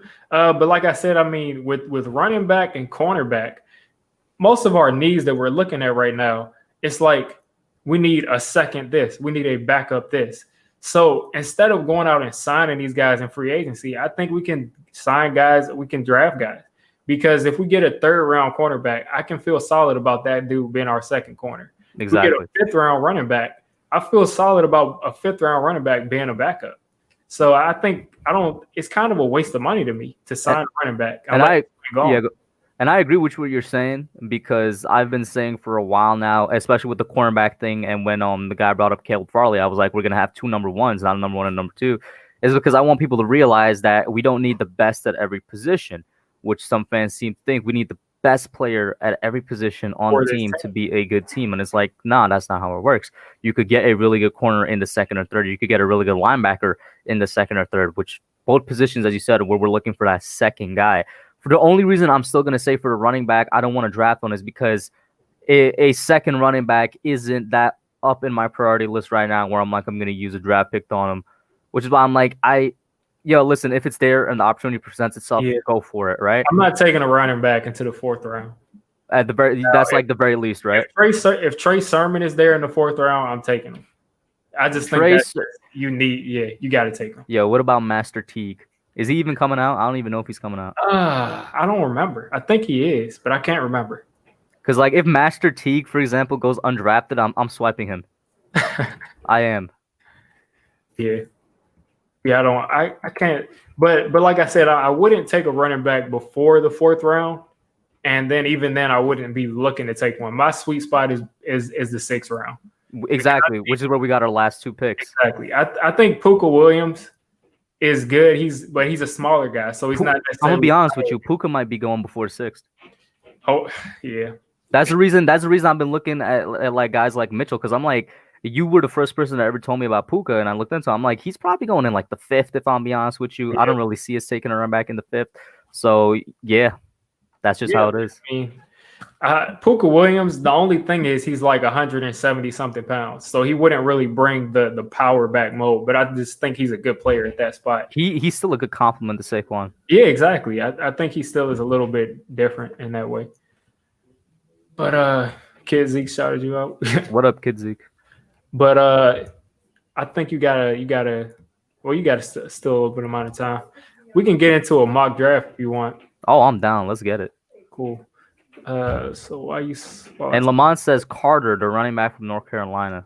See, I like both of the North Carolina running backs, but they're going to be going too high. Now, if Carter's there in the 4th and we take him, I wouldn't be mad. Wouldn't be mad at all. Let's go. Just a classic 1st round. I'll share it. We might even have time for a 2-round mock. Actually, I don't know. Okay, cool. I think we We probably do because you're leaving at 6:30.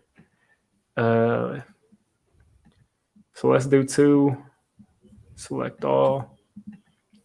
This is going to take a while. If anybody wants to jump in, I mean, some people that I know some people kind of surprised Hub with some pictures and stuff last time. Yeah. If some people that I know who want to jump in, then that'll be cool because we got a lot of picks to make.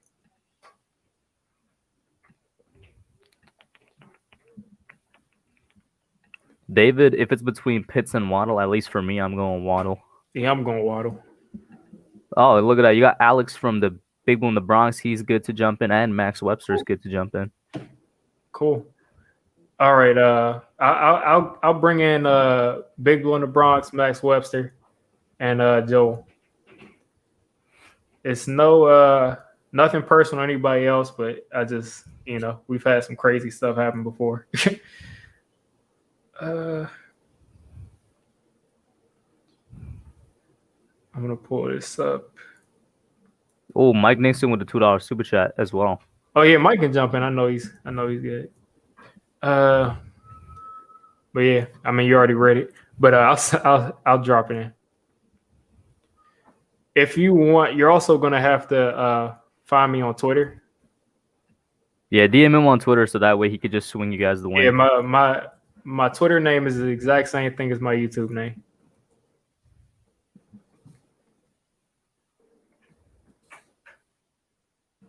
That way we can run through some of these picks because going 2 rounds is a lot.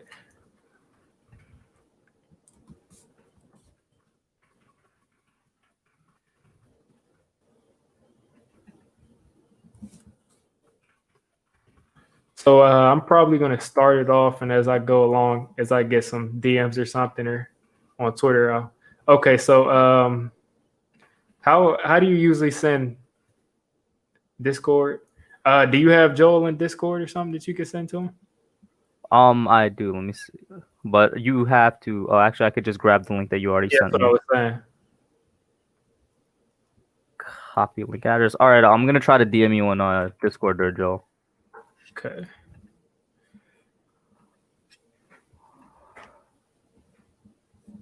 Got a couple of people waiting. For some reason. Shout out to Ray Vaughn from Virginia, man. This dude is an OG Giants fan. He has his own channel, guys. Yeah, he's got his own channel too. Real dude from the TTC days. What's going on, Max? Ray Vaughn, if you want to jump in, if you got it, looking at any of these prospects, you could jump in too. Why can't I click on Joel's name, bro? I can't click on Joel's name for some reason. I can send it to him if you want. Okay, bam, I got it. Yeah, I just sent. Oh yeah, what up, Max? Got it. What's going on, man? By the way, I just responded to your DM, Max. Yeah, I saw that.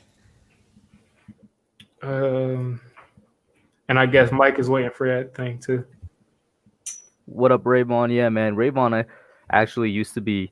He's been a sub of my channel for a while as well. Oh, cool. Yeah. Yeah, man, I know Ray Vaughn from the TTC days. Mike, I'm gonna send it to you on Twitter just because I have you on Twitter. Oh my guy. Hey, gentlemen. What's going on, Joe? What up, guys? Oh, and Alex is in here. Mark Holmes in here? You said Mark Holmes? If Mark Holmes is in here, it'd be cool to get a Cowboys fan in here. Mark Holmes, as in the Cowboy content creator, Mark That's Holmes? I don't know if that's his real page. Yeah, I'm like, is that the real Mark Holmes? If that's his real page, then I'll bring him in here. But I mean, let's see. Thank you, Diggy, for having us on. No problem, man. Absolutely. If that's really Mark Holmes, then DM me on Twitter. Facts. That's how you would know. Yeah, with same name, and I'll send you the link. So by the time we shouldn't be at the Cowboys pick by the time you probably get the chance to DM me.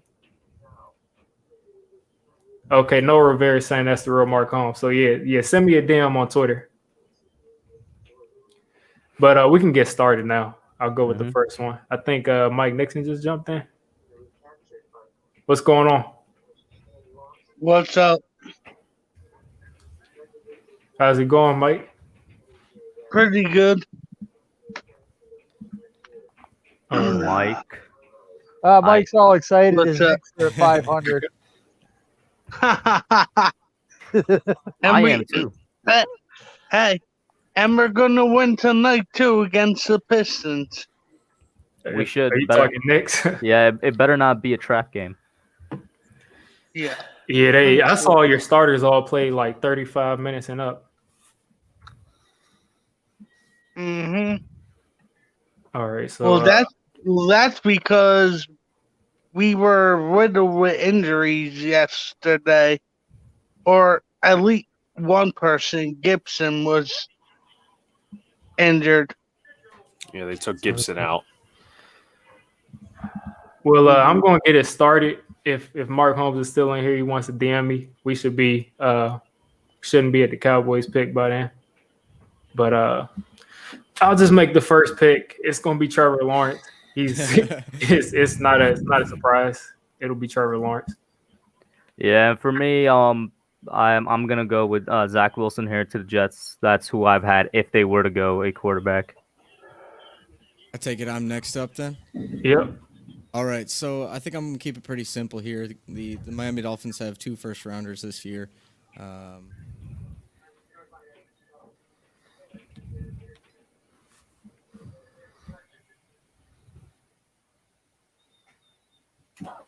Yeah, he's pretty good. Max is like, I'm gonna keep it simple, and he spends like Exactly. 8 minutes thinking about it. No, I said it already. You guys Oh, you didn't hear did? me? Oh no, we Yeah, didn't yeah. hear you. Oh, yeah, my bad. I said I'm gonna keep it simple. They have 2 first-round picks. I think they're gonna take Jamar Chase here. Oh, okay, Oh, yo, we completely did not hear that. See, my it bad, probably my didn't bad. work for me and Hub because we just want Jamar Chase to be at 11. Let me. Actually, it's interesting because I want to go to the defensive side, but I know a lot of people are saying, what if they replace Matt Ryan? Let me see what defense is all about. Well, I think it would be not far-fetched for them to take a defensive player. It's going to be almost impossible for them to get out of Matt Ryan's contract for like the next 2 years. So I'm gonna really stretch this one. I'm gonna take Micah Parsons. That's a big stretch for That's sure. that's a big. I That's a big like it though. I like it. Yeah, if he was completely clean, which he might be, when they do their research, and that I wouldn't think that was that crazy of a pick. But yeah. Yeah. Oh. So go to all. With the Bengals here, I think there's only one way to go. Yeah. Well, you know what? You got Burrow there. I know Sewell, but I think just for shaking it up a little bit. Joel, you're the dude who loves offensive tackles. You're gonna shake it up. He was I like know. offensive tackle for us. You know what? I put Waddle on the Bengals. Waddle. Yeah. Wow. No. The first now- wide receiver, actually second wide receiver. Diggy Wow. and Hub, you guys have been doing most of the film review. I haven't watched a whole lot of film, but watching Coward's mock draft, he did like top first 16 picks. He was saying that although Penei Sewell is the more touted prospect at tackle, he thinks that Rashawn Slater has a more refined skills on tape. So he Yeah, I actually completely had agree with Slater that. being drafted before Don't agree with that. Penei though. Sewell, and he had Sewell coming to us at 11. The difference Yeah, that is was- like you talk about stealing wise and just Sewell's going first. The thing is, it's like he's more refined, but some people are so much better than other people with just their physical God-given gifts that even though Slater is more refined, Sewell can have horrible technique and still be better. That's the thing. Now, for the people in the chat that don't hit Waddle to the Bengals, I just want to remind everybody, what did Burrow do with some quality wide receivers at LSU? He throws such a nice ball that I think Burrow and Waddle could develop a connection over the next 6-8 years where they're going to be one of the top duos at a running back, and that's going to be your big three for Cincinnati. Joel, all I'm gonna say is that you will get arrested for manslaughter. Yeah. For not taking Penei Accessory Sewell. manslaughter. I know, They but it's have not really Tyler that far- Boyd and T. Higgins though. Yeah, that's a No, good that's point. that's why he said big three, didn't he? Yeah. Yeah, I mean, if they take Waddle there, they're going to need him because they need someone who can get open really fast. Yeah, exactly. Yeah, like really, really, really fast. Yeah. But Mike, you're up for the Eagles. All right. This is easy. Penny Sewell. Penei Sewell. Yeah, I couldn't see them passing on Sewell. You're absolutely right. You got It's a good question is where would they put him? Because like Andre Dillard's coming matter. back from season-ending injury, but yeah, you're right. It doesn't matter. Sewell could be a Hall of Fame guard. I'm hearing that they may move Dillard to guard. Yeah. Okay. Well, Sewell could be a Hall of Fame guard, so it doesn't really matter. It doesn't matter at all. Green says Howie not passing on Pitts. I would love it if Pitts goes to the Eagles. Lions at 7. Diggy, it's your turn. It's got to be Smith, bro. Yeah, I mean, I'm thinking it has to be Smith. It would be quarterback, but I think they're trying to probably hedge their bets with Jared Goff for this whole year. They're probably going all in, so they'll go Devontae Smith. Yeah, and because of that, you made it real easy for my Carolina pick. I'm just gonna go with Justin Fields. Here we go. I accidentally took confidence. You took confidence to the Broncos on accident. Oh, let me restart it. Yeah, wait, memorize what we did. Yeah. Let's see. It was Lawrence, Zach Wilson, Jamar Chase. I won't forget this. This is a unique draft. And to kind of talk while we do this, in Colin Cowherd's draft, the big thing that shocked me was he was doing it with one of the NFL scouts or whatever that's now like a beat reporter for someone. I don't know.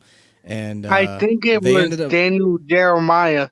Yeah, actually, it was Jeremiah. Right. Yeah, Daniel Jeremiah. They sent Kyle Pitts to the Jets at 2nd overall. Whoa. Hold on. That's not all. None of you heard that? That's not all.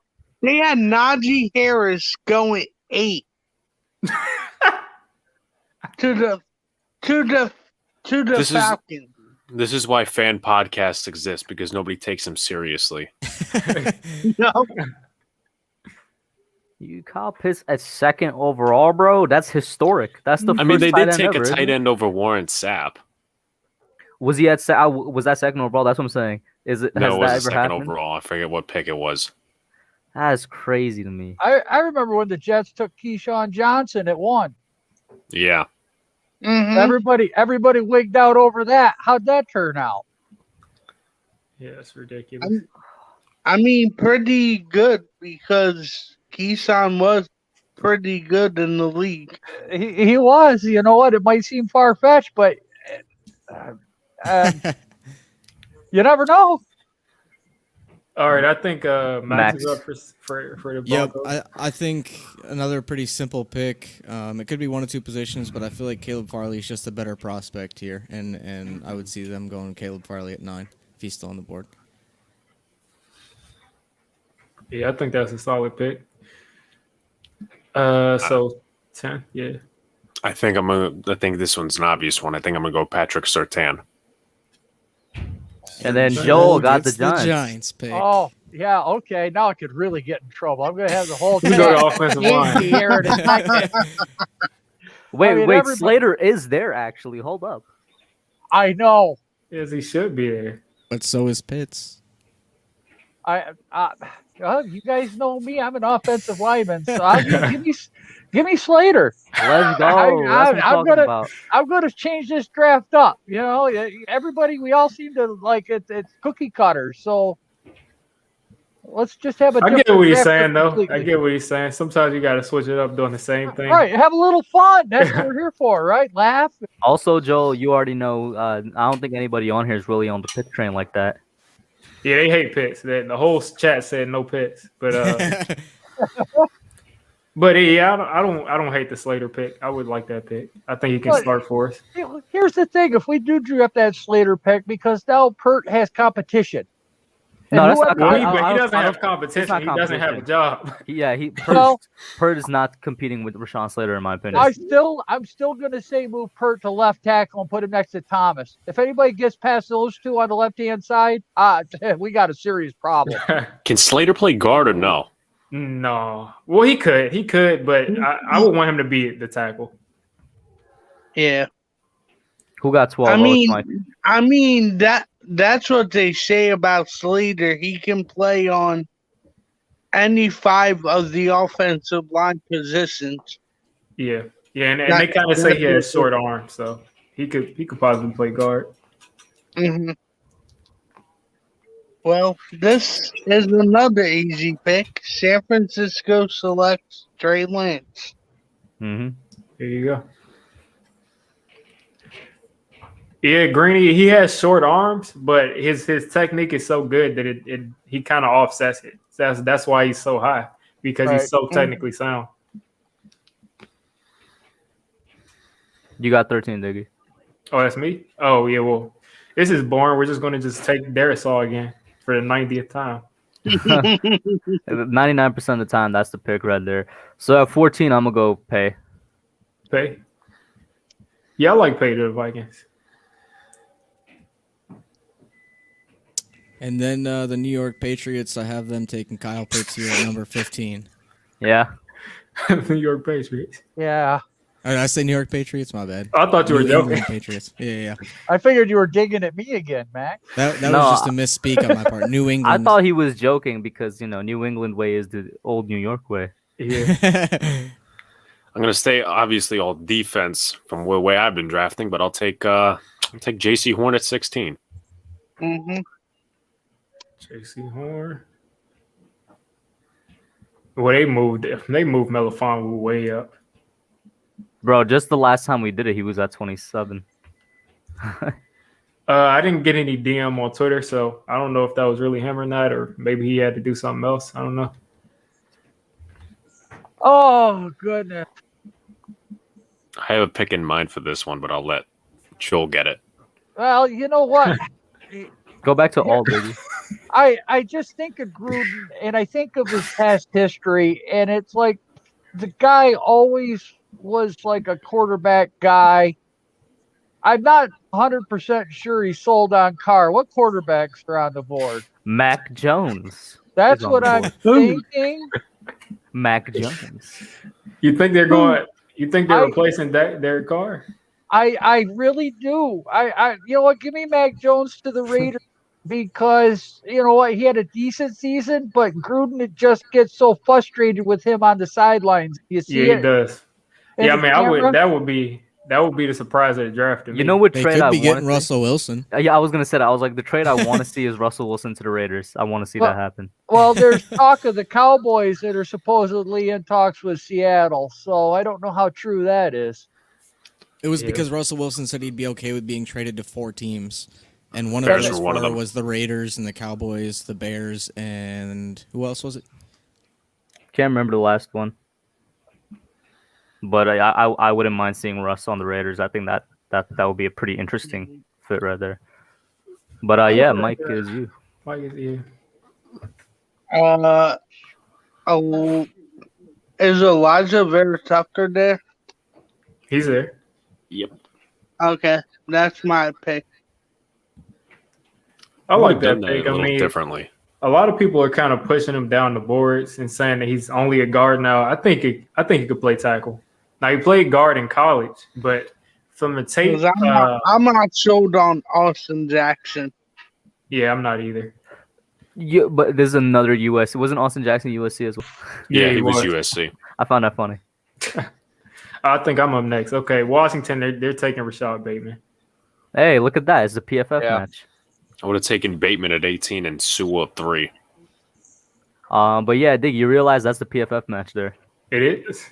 Yeah. I thought there was Rondale Moore. No, Moore was the 5th one, I think. Okay. Or am I misspeaking? Yeah, I think Moore was the 5th one to go. Okay, so I got the Bears, and who would the Bears go with here? What do the Bears need? Maybe another wide receiver? Yeah, I was gonna say they need a wide receiver. They obviously need a QB, but I'm not really taking another QB in the first. Do you bring up their needs? Do you think they need another running back, or you think they're gonna be fine? They could. I With think they're Cornerback. going to be fine with David Montgomery. Yeah, Okay. In that case, let me see the wide receivers. you're gonna have Tony Marshall. But there's Moore. no needs there. Yeah, let me go with Tony.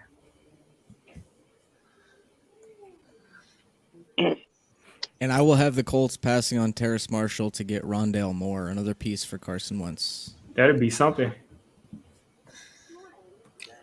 That might happen. All right, back to all, please. All right, Tennessee, they need edge. Edge badly. I'm gonna pass on Rizzo and go Ojulari. There we go. See, I had the Gruden grinder kind of mentality, but I'm like, no. Oh, who the Jets take there with their second round? That was Zach Wilson. Zach Wilson. Yep. Oh, the Jets. They're. Oh, give me Barrymore. Yeah, that's crazy. They fell down this low. I think that he's going to help that defensive line get back onto. Yeah, Christian Barrymore. I mean, he could go anywhere from like the top 20 to like the second round. It's crazy. He's a monster, but it's crazy. I don't think a lot of Just people because of realize his he's a position. monster. Yeah. Yeah. Well, I know Quinn and Williams had a good season this year. I think he had like 7 sacks. So Also, there was rumors going around that the Jets were looking to trade him, which is crazy to me. yeah, that was like part of the Watson thing, and 2 Alabama guys. So Mm-hmm. Yep. Mike, you got the Steelers. Bateman, Goldie Bateman went to Washington. Do I want to go tackle or do I want to shake it up? I think I'm going to shake it up. The Steelers will select Najee Harris. If I don't Harris think that's is there that at far off. 24, I could see it happening. If Yeah, I Harris could could be definitely there see at that 24. happening too. but all 3 of their tackles are free agents: Filer, Villanueva, and Banner. Yeah, they need offensive line badly. And I'm sure their fans would be mad if they pass on all those linemen to take a running back. But I could still see, I mean, they need a running back too, so I could still see that. Mm-hmm. Oh, I'm up next. Okay. Jags.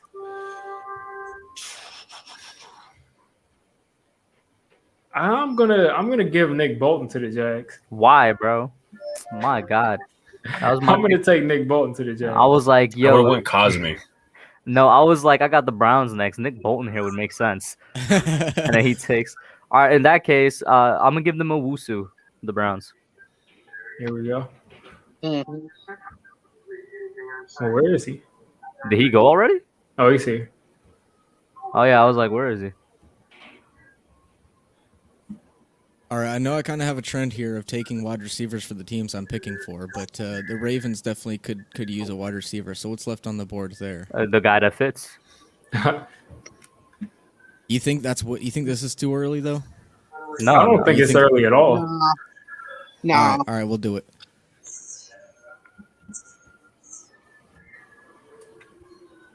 Okay, I get the Saints.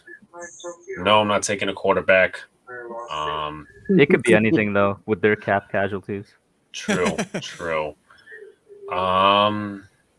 back to linebackers. Let's see. You got Zayvon Collins there. Collins, yeah. And that's pretty much all I would take in the first. But I'm gonna go with Zayvon Collins. yeah, that just hurt the Chiefs badly. Oops. Oh, Packers. What defensive linemen are left? You said defensive or offensive? Defensive. We got Rousseau, we got Osai, Owe, and then there's kind of a drop. Jalen Phillips is there if you want to take the injury risk. I go with Osai for Green Bay. I mean, they could use a wide receiver too, but I'm not stretching. Whoa. All right, listen. He picked Greg Rousseau. For some reason, my stream is lagging or something, and I clicked Osai, but they gave me Rousseau. All right. Joel, you now officially picked Rousseau. All right, I'll take Rousseau again. I picked him for New England. I'll take him for Green Bay. You never know. It might work out. It might work out. Who knows? Yo, That's right. imagine that happens in That's real what the life. PFN guys wanted. Imagine that happens in real life, bro. The Packers GM is like, carrying the card, bro. It's gonna be Joseph Asai carrying the card for Rousseau. Hey, at least I'm not Minnesota and my picks in late 2 years in a row. All right. Elijah Moore, that's kind of high.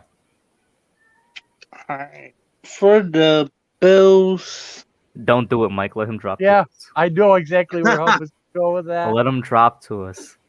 It's not gonna happen. Go to the needs and let me know if corner is a need. I know they have right, but Corner's their third need. Levi Wallace is a free agent, I think. I want Levi Wallace for Yeah. the Giants as a number 2, by the way.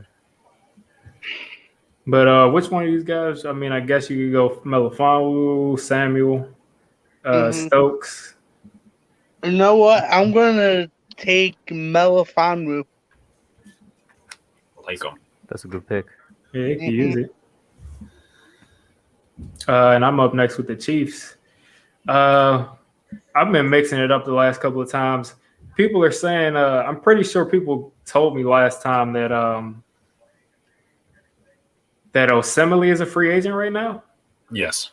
So Yeah. if Osemele is a free agent, I'm taking Wyatt Davis. Okay.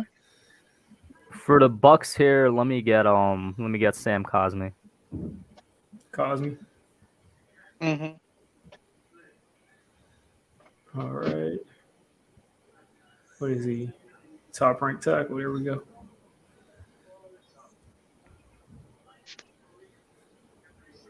Now we in We're doing round a 2 round, right? Yeah. Yep. And I started off with the Jags here. They got Jags up. Trevor Lawrence and Nick Bolton in the first round. Yep. Let's see.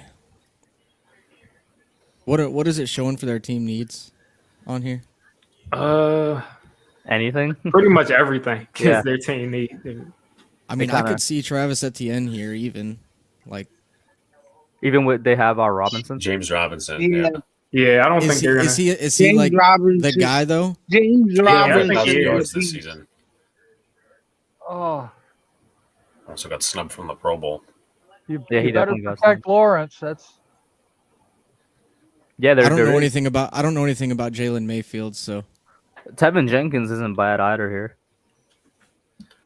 Oh, Tevin Jenkins at 30. Yeah, that's good value too. all right, we'll do that then. I don't know much about the Jags roster. So, well, yeah. Everybody left. I'm gonna go for my brother's team, the Jets. I'm gonna go. How do you select, live with him? Well, he's actually on the top bunk sleeping, but anyway, I'll take Jalen Mayfield. There you go. Right tackle. Oh, Yo, Atlanta. Yeah, Mayfield and Becton, that's gonna be a good tackle duo. Yep. Atlanta. Oh, what are their team needs here? Who picked for them? What did they take? You Quarterback? took Michael Parsons first You round. picked for them, Joel. I did. Yeah, you I took did. Parsons. Yeah, took no, I was just Parsons. saying. Oh, Big Blue, you took Parsons? Yeah, Yeah. he Yeah. took Parsons first Oh, round. okay, bet. They still That's have what I edge thought. as a need, corner as a need, running back as a need. Yeah, give him tackle. Osai. Yeah. Osai. Yeah, Joseph Osai. This That's what time I- I'm going to click Osai. Okay, for the Dolphins, I will take Trayvon Morig. Yeah, I like Morik. Mm, And I got the Um, Eagles. I'm up next. Oh, you got the Eagles, my bad. Yeah. Eagles. I don't know why I'm looking up their needs. Me Let's neither. see. Yeah.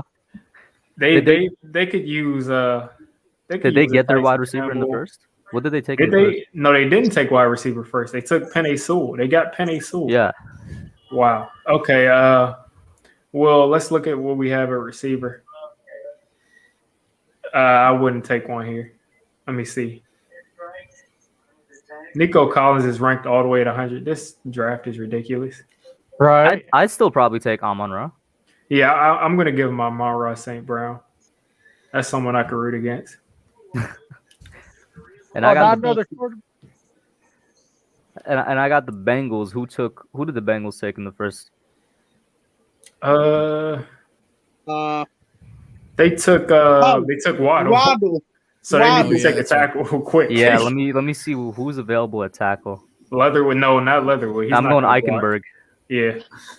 Mm-hmm. That really wouldn't be too bad if it did turn out that way. Yeah, that'd be solid. I mean, but I think they're gonna take a tackle in free agency. Would the Bengals be interested in what's his name from the Ravens? Orlando? That would be worth it. Because if they took Orlando in free agency and then drafted Waddle, then got Eichenberg, I mean that's pretty solid. Well, I don't think they would have their first round. They pick. wouldn't have their first round pick if they. Yeah, it's just basically if you want him over Penei Sewell. At the same time, okay. at the same time, why would you trade with a rival? Yeah, they're probably not going to do that. That's what I was just about to say. Oh yeah, I forgot too. Yeah, Bengals and Ravens. Yep, I did too. All right. Let me see what's on the board here for linebackers. Linebacker. We got Browning, Moses, Werner. I think this is a good spot for both Browning and Moses. Well, actually, no, maybe not Moses, but Browning. Yeah, we'll take Browning here. I was gonna take another guy just because I love him so much and he's just falling, which is gonna be good for the Giants. But I love Chaz Surratt, man. I love that guy. Hey man, Yep. if Surratt or Frymer reaches the Giants, golden. Okay, go to team needs for the Broncos. I think I might have my Broncos. pick, but So they took a corner first round. yep. Linebacker, corner, edge, running back, tackle. Defense. Yeah, let me take Jason away out of Penn State. Bet. All right.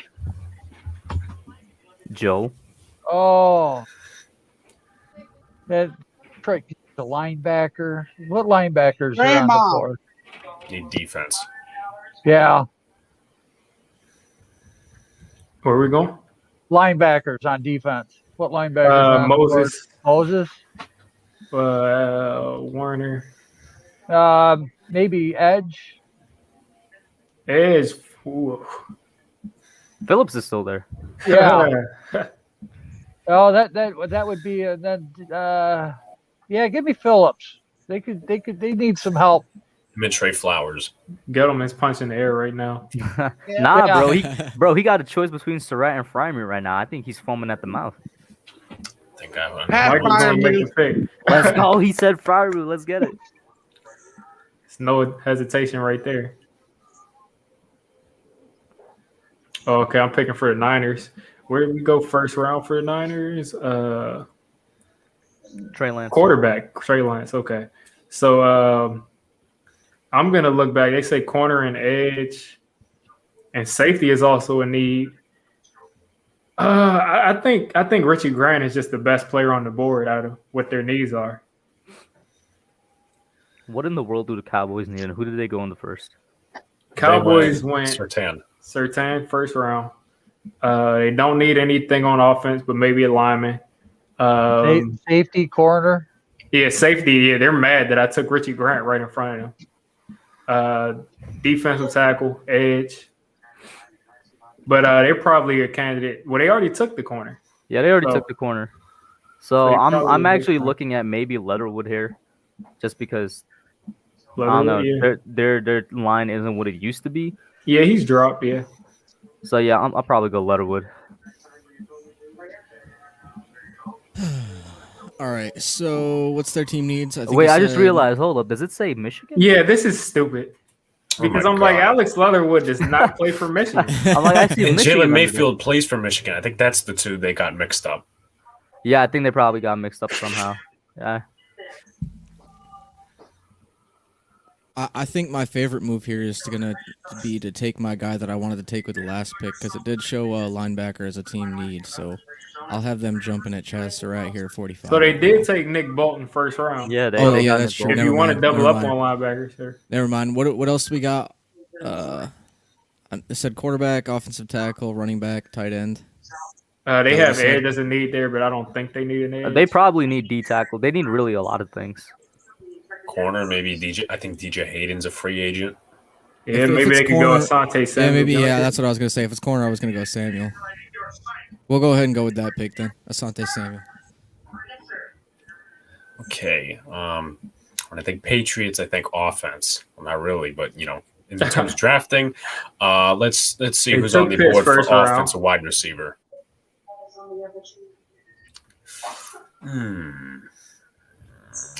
I don't know if this one's tough. Now, Nico Collins is on the board, so depending True. on how you feel about him, Yeah, but would they? I'll take Nico Collins. All right. So Bill Belichick takes Kyle Pitts and Nico Collins the first 2 rounds.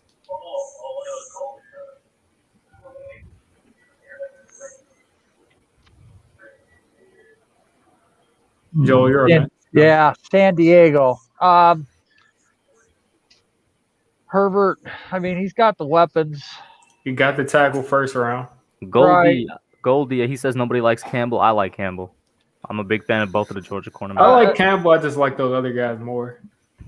San Diego, I think San Diego and Campbell would be a really good fit. They were having a little bit of problems on the defense, shutting down receivers. So, yeah, give him Campbell. Here we go. Mike with the Raiders.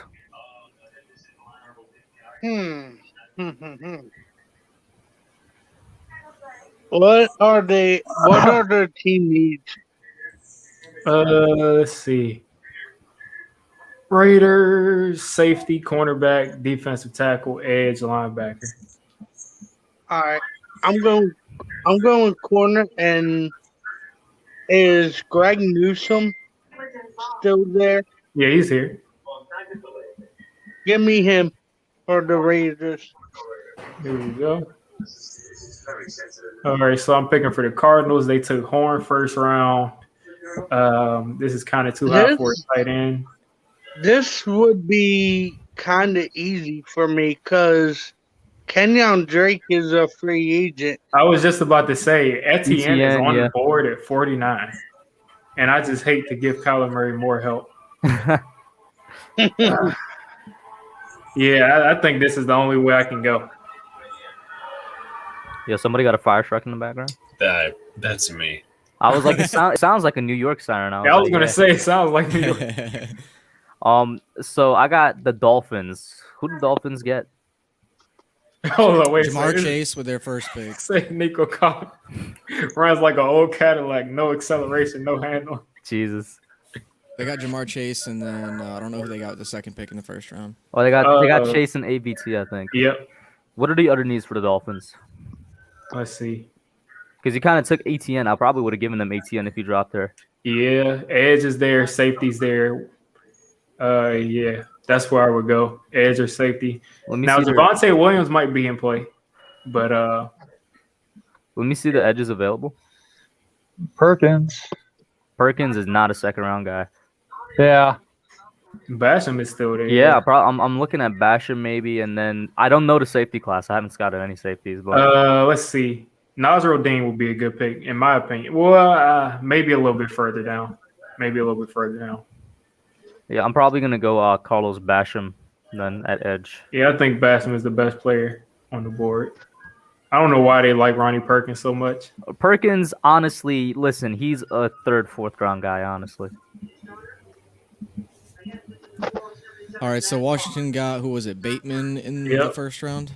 Bateman first round. Beyond the first round, I don't know very many good offensive linemen. Would it be absolutely insane for the Washington football team to take Trey Smith here? Let's see. Trey Smith. He's a guard. Yeah. Or Deontay Brown, even. I've heard you guys talk about him a lot. Yeah, that would be kind of. I think it's just really if you just want the guy who can do some better pass blocking or the guy who can be a dominant run blocker.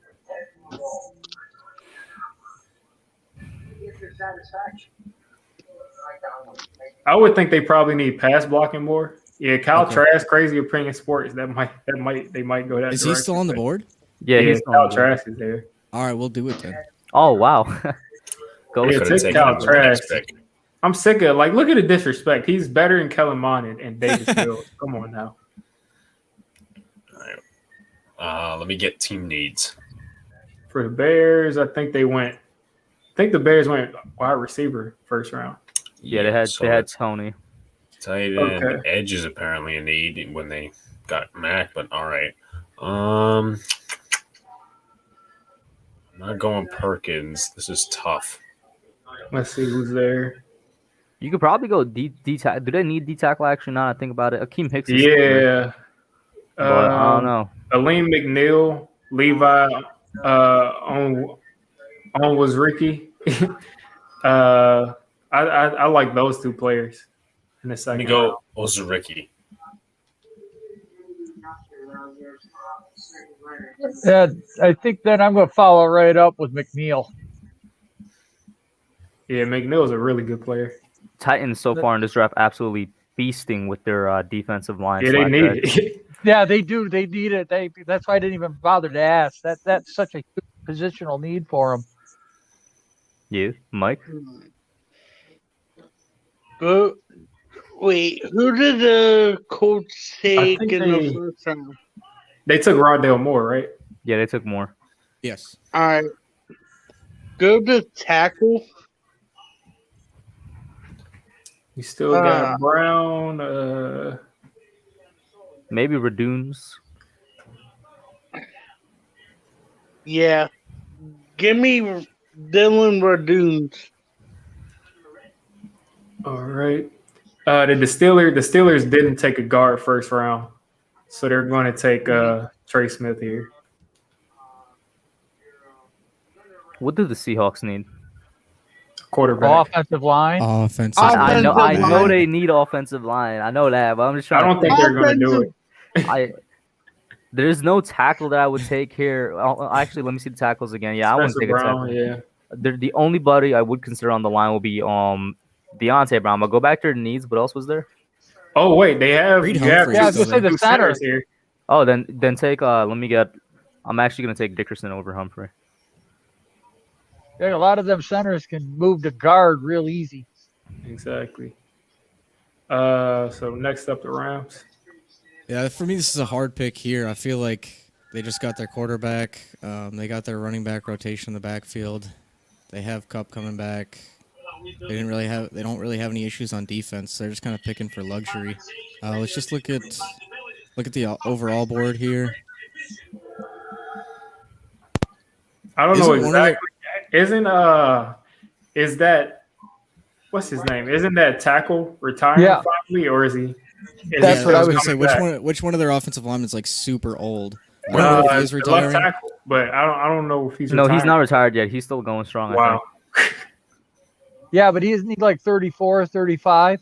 Yeah, he's Like older than that. 38. He's Yeah, like he's older 38, than that. 39. Right. Whitworth. Andrew Whitworth, yeah. Yeah, well, I guess we could take a look at offensive line and we'll see here. Let's see. So we got, I guess, Spencer Brown is the only guy worth taking around here. Deontay Brown and Spencer Brown. And Creed Humphrey, if Creed you want to go Humphrey. that direction. Yeah, He's I probably don't know the if I best see player. Creed Humphrey going as high as a lot of people do, only because, like I brought up, I think one of you guys actually brought up the first time. He's a left-handed center. Yeah. That's gonna screw up his stock, I think, a little bit, and I think it might cause him to drop. But we'll go ahead and go Deontay Brown and maybe just get some at least depth pieces to learn under some people before they might leave their line or something. All right. Team needs for the Ravens. Okay, let me pull up. Wide receiver, edge, offensive guard, offensive tackle, and safety. They got So- they got Marshall in the first. Yep. So it could go. Let's see who's on that. Nasruddin. It could go Nasruddin. It could go. Oddly enough, I mean, I could experiment with something here. I feel like they would probably maybe be the team to do it. I could draft, or in this case, I would draft Humphrey for the Ravens and move him over to guard, kind of like what the Saints did with Ruiz. Yeah, So I think I'm gonna do that. that solves the left-handed issue. Yeah, I guess. But yeah, Diggy, I'm gonna have to be out, bro. Yeah, Right man, now. have a good one. Thanks for coming on. No problem, man. Thanks for having me. You want on. to plug anything? Plug your mock real quick before you step out. For sure. Hopefully, I get the mock done tonight, which means for members, it would be out like later on tonight. But the plan is to get it out to everybody in general by Tuesday or Wednesday. That's really the next big thing I got coming out. But shout out to Diggy, thank you for having me on. Max, Big Boom Bronze, Joe Yato, Mike Nixon, and everybody in the chat. Max, I'm assuming you were hitting me up about recording that episode, but definitely hit me up later tonight if that's what it was about. Word, But word. I'm be out, guys. Have a good one. All right, All man. right, Have a good peace. one. All right, you too, Hub. Oh, the Browns. Give me Robinson, cornerback. It's a good pick. They gotta have some defensive secondary help. All right.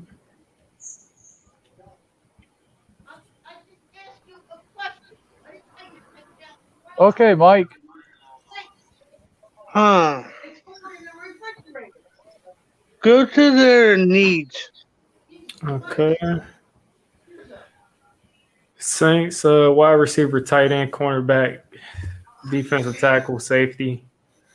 All right, defensive tackle. Okay. Give me Davion Nixon out of Iowa. All right. So I'm up next. Where did the Bills go first round? I can't remember. I think I made that pick. Okay, corner. I didn't make that pick. Mike made that pick, I think. Yeah, in he the first did. round. So see what we have here at tight end. This is kind of high for Brevin Jordan. Edge. I'm just going to go best player. I might have to. Do I think they would go running back? Because they took Zach Moss, but this is the second round. Right. They have so many young running backs. Exactly. Like They Devin have a lot of, Singletary, they took 2 years ago. they have a And we lot of didn't really- guys, Yeah. but I think Javonte Williams will be better than all of them. Let's look at tackle. I think I'm going to take Spencer Brown here. I think he's still here. Yeah, I'm going to take Spencer Brown. And then it's me with the Packers. The first round, they got Gregory Rousseau, right? Yeah. Yeah. It was supposed to be outside, but they got Rousseau. All right. I'm going to have them go defense again here and pick up Dylan Moses. Yeah, that's good value there. All right, Kansas City. I think defense. I'm gonna go Hamza Nasruddin. All right, so last pick in the draft. Oh, I get the last pick. Yep. They went offensive tackle first round. right. Yeah, I think I'd go on edge. Isn't, what's his name left? Yeah, give me Perkins. Here we go. Mhm. All right, so I guess I'll pull up the Giants. Let's see. Scrolling real slow. There we go. So the Giants got Rashawn Slater and Pat Fryermuth. I say I like that. We get a lot more blocking there. Definitely. Well, Yeah. You know what? Yeah. That's gonna fix the one part of the offense, and we're really not gonna have to look at it again for 10 years. Yeah, If that's what I'm that thinking. was to happen, because now it's like free agency, we can do whatever we want. Next year's draft, we can do whatever we want because we've got that Mhm. one part that's so important solidified. I know Exactly. it's not the flashy guy, it's not the guy that would run out and buy their jersey. But when you've got a solid base, a solid basement, then when you go to put shingles on the roof, everything's square. Well, and I think I would be okay with this draft if like we're able to get like a mid-tier wide receiver in free agency, and obviously we'd look at wide receivers specifically Yeah. later on in the draft too. Like people always bring That's up what That would I have to was be the going to next say. And that's what I was going to say. Third round, I would definitely be looking at receiver. Definitely Tamori and Terry. Yeah, that would be the next pick. Yeah. Now, if we got Fryermuth, would you guys want to trade Engram for a third? Yeah, if they would give it. I'm just saying Yeah. though, you could put it out there right for a third and our All Pro, because we've got that, and then maybe even throw Hernandez out there on the market for like a fourth. So Yeah. not only did we get 2 offensive players, but we got an extra third, an extra fourth. So now in the third round, you can go 2 wide receivers. In the fourth Exactly. round, you could go wide receiver, cornerback. You could go what's the other need that we had? Edge. Running back. Yeah. You know, you've got all them options, 2 extra draft picks, and stuff starting to look like a team. Yep. But I think I'm gonna start to wrap things up. Yep. But I'll just give a quick reminder again. I just started my members program. It'll be early videos there, exclusive chat, emojis, all of the regular stuff that you see from everybody else, and anything else that we can come up with together. So check that out if you're interested. If not, then thank you for continuing to support me. But I know Max has a podcast. Big Blue in the Bronx has a podcast he wants to plug. I'll let you guys plug that, and then probably going to end the stream. So, Well, first off, I want to thank you for having me on, Diggy. It's been a blast. I had a good time in this 2-round draft with you, Hub, Big Blue, Joel, Mike. Always love talking to you guys. But yeah, I have a podcast. I do 1 episode a week. I'm just a New York Giants fan. It's not what my podcast is about. I have all different types of content creators on just to talk about themselves, give the people who watch them, cover their content, a little different a perspective onto the people that they watch all the time. But I appreciate you having me on. Usually every Wednesdays it comes out on my channel. So if you want to go look at it over there, you can find me there. Thank you, Diggy, for having me on. Definitely do check out Max. He does have a cool channel. It's different from what everybody else puts out, and some things you don't even know about content creators. It comes out on there, and you're like, wow, I didn't know that. So definitely check him out, but definitely check me out as well. I mean, since spring training started today for the Yankees, I'll definitely be covering some of that stuff.